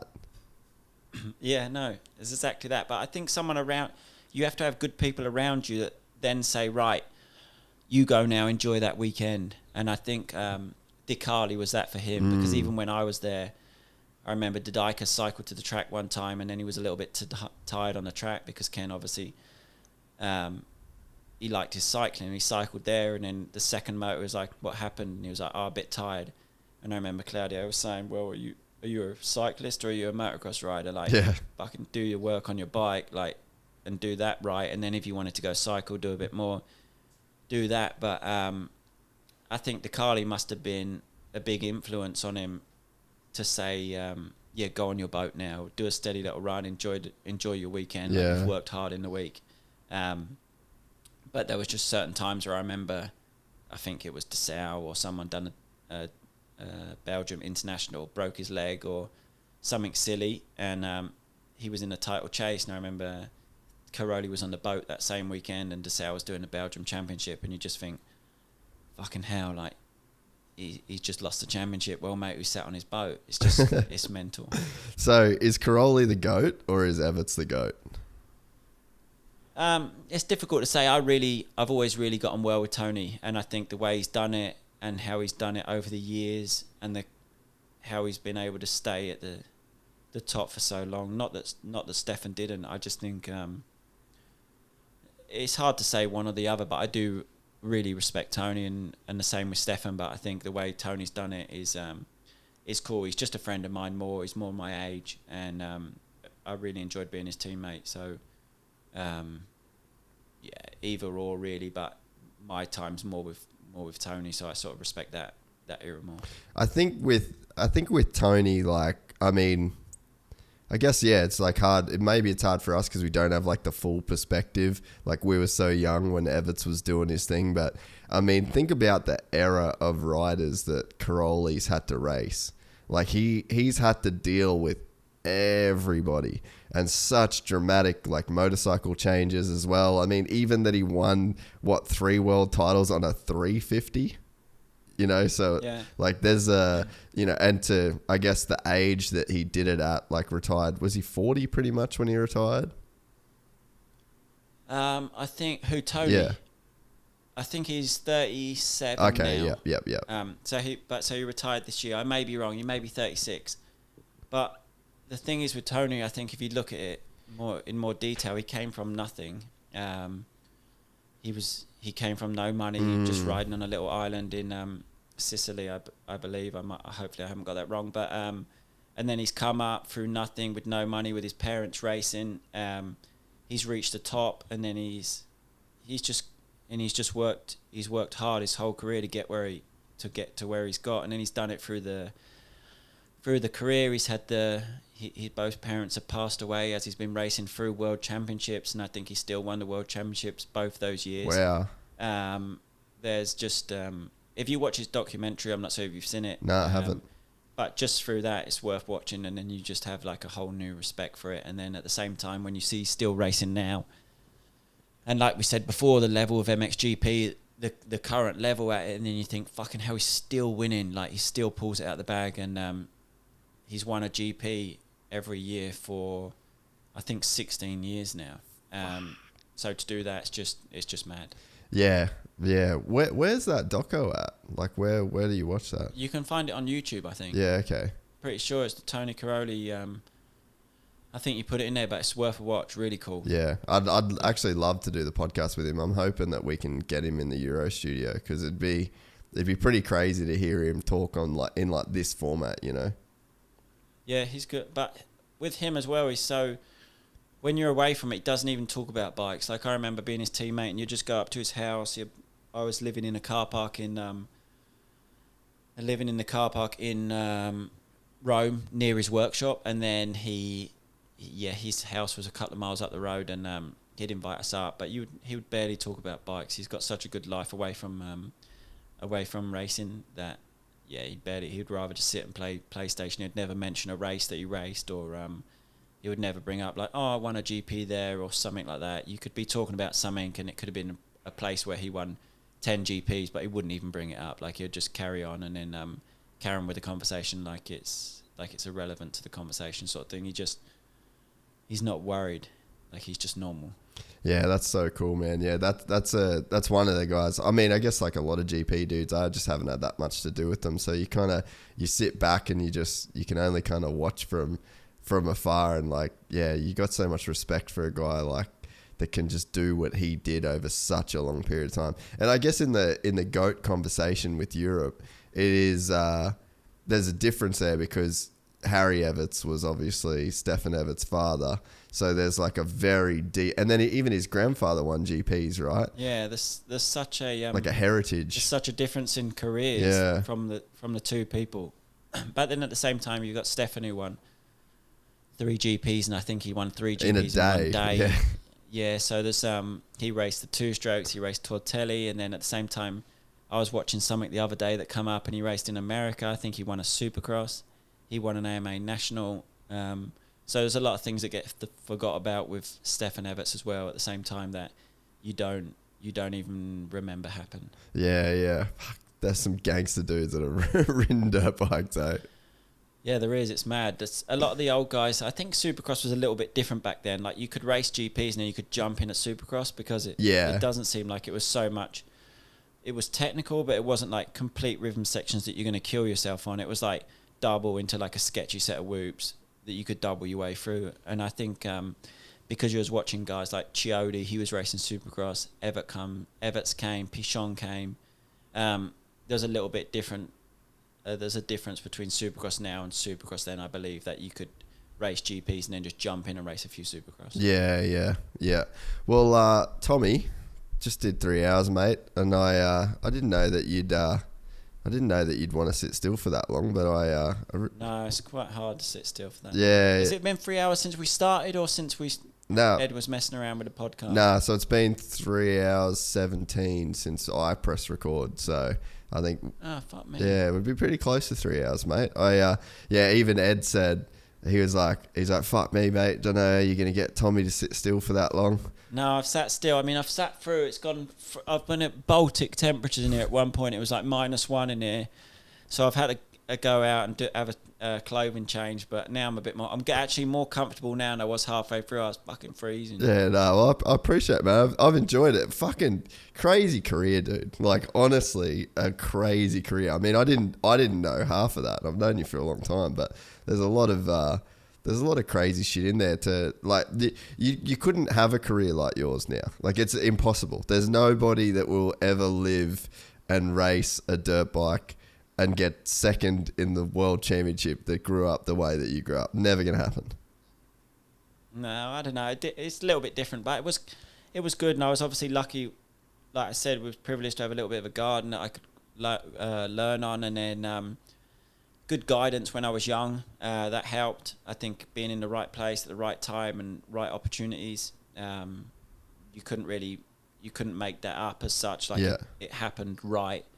Where you see a lot of kids nowadays, and I didn't have any setbacks as such when I was young, so I was fortunate for that. You see a lot of young kids now where they're fast, and then you see them, they get injured, and you're like, fuck, poor guy, like he's come back, he's 18, he's on that edge, and now he's got injured again. He's going to put more pressure on himself to try and come back. You see that a lot, and I was obviously quite fortunate that I didn't have too many setbacks. Worked hard, and it all went to plan.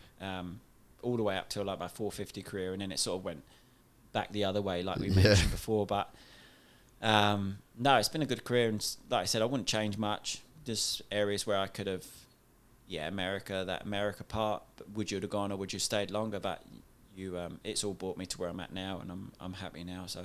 What have you got any like bucket list type shit that you want to do? Like, I mean, I want to come over and do Western Beach Race. Like that to me just seems like the most. Fuck, I live up the road from that, and that's one race I'm not asked on doing. You're not going to do it? Fuck it's off. Just one of those I've never been to. Nah, do it. Yeah, I'll probably do it at some point, but it's always one of those that's always wet, cold. It looks good, and a lot of people. It's a big race. Like you get a lot of people come and watch that. It's one of Billy Bolt's his favourite race of the year. But he loves just getting stuck in and being in the mud. So there's, but no, for me, bucket list stuff, not really, not now. I mean, you've got like the GP coming up next weekend. So I don't know when this goes out, but the first round may have been, that's at Matley. So stuff like that. Like, do I want to do another GP? Fucking do it just for the vlog. Yeah, I know. That's one reason I would do it now, like for the vlog. But then at the same time, I feel pretty good now at the GP, and I think like if I had a good start, you could run up front. But then if I had a real shit start, it'd be hard to come through. But I don't know. We'll see. Maybe as I almost get like more away from it, because I'm still sort of quite in it. Like I'm still feel good that I could compete at a high level. So there's more pressure that if I'd done bad. Where when you're almost a little bit further away, it'd be more funny to go do them things. Where at the minute I'm like on the brink, like I could actually still go and do like fight up front, I feel, but then I feel like it'd be shitty if I went there and didn't do good. Nah, fuck that. Seriously, I'm telling you, I'm putting this out before the GP, and then we're gonna clip this bit. It's too late now. I won't be. Nah, do it. I won't race it now. Why can't you do it? What's stopping you? Well, I'm going to Spain next week to do like a little camp. Yeah.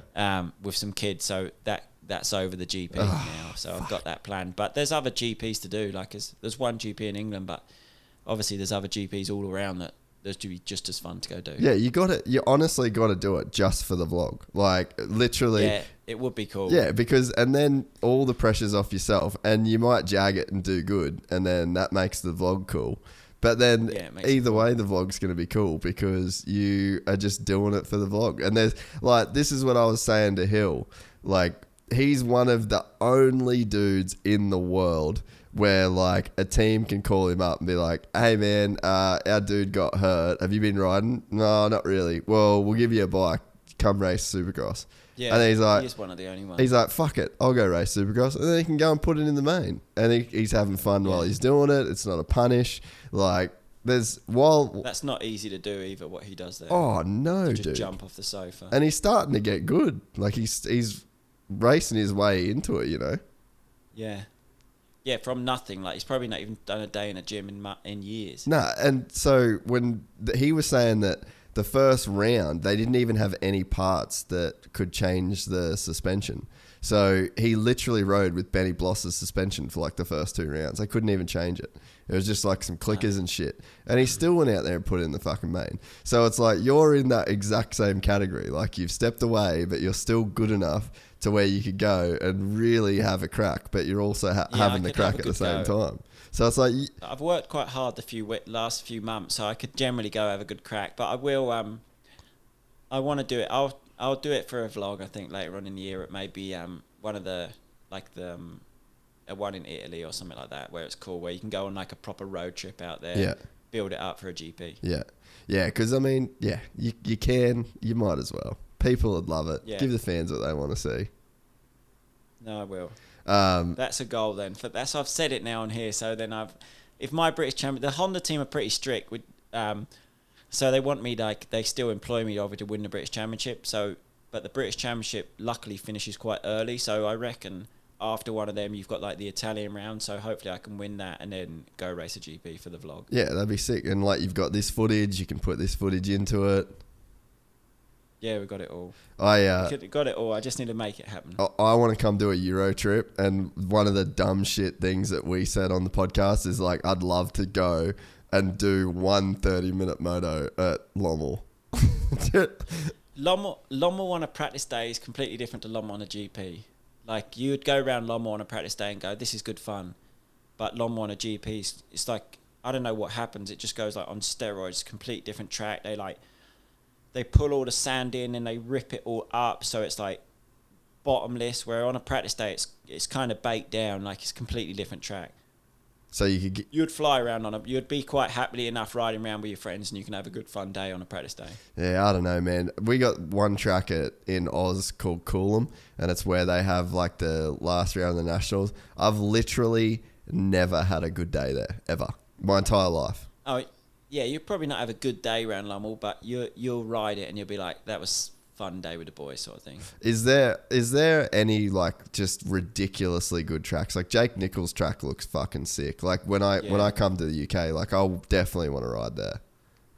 Yeah, no, he's got a nice place. There's a few. We have a lot of good tracks in England. I'm lucky with tracks. I know even in our British Championship, the tracks we race are pretty cool. Like Jeffrey come over and raced that one beginning of last year.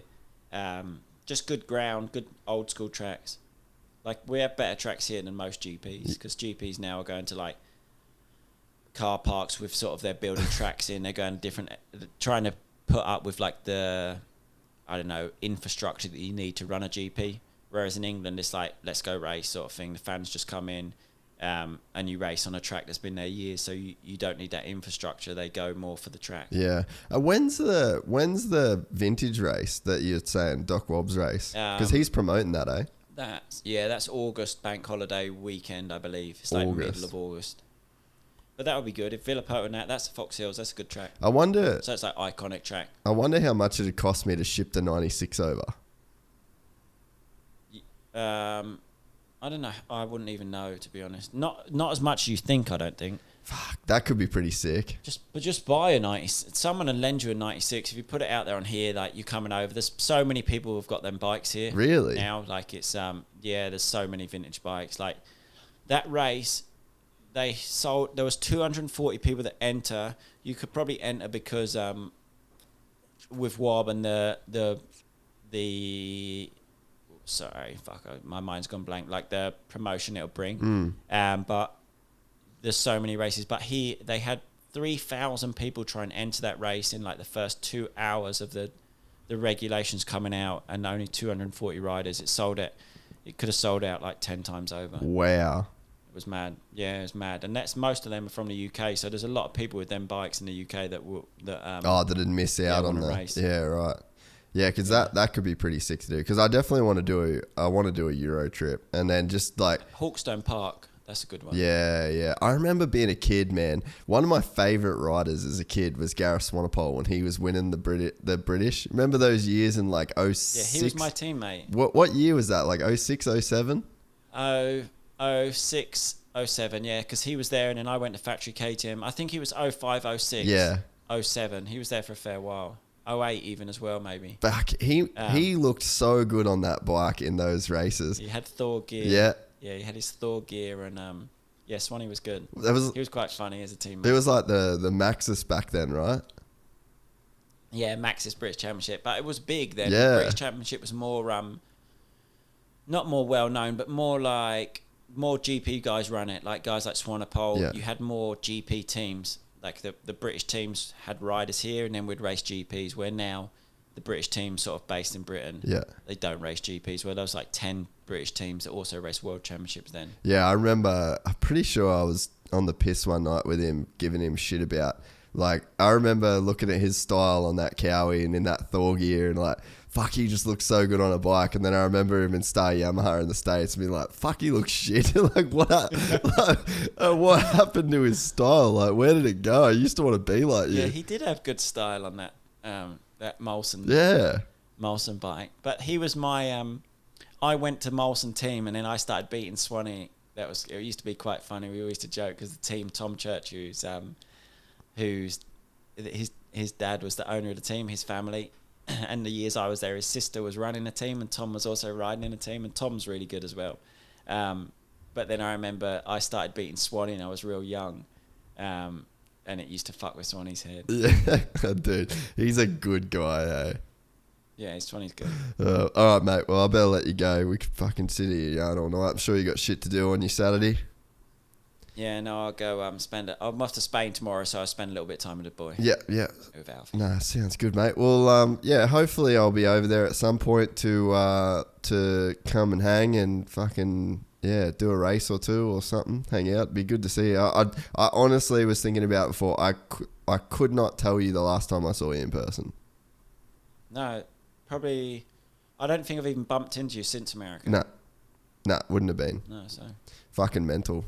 Well, but no, get over. Come do one of those races. It'd be good to see you. Yeah. And yeah, thanks for having me on. No, I appreciate it. We've been wanting to do it for ages, and appreciate you giving us the time. No problem, mate. All right, Em. We'll see you in a bit. All right. See you later. See you, mate. If you enjoyed this content, please like and subscribe. And to listen to the full 3-hour podcast, search Gypsy Tales in your favorite podcast platform or click the link in the description below. Gypsy Gang.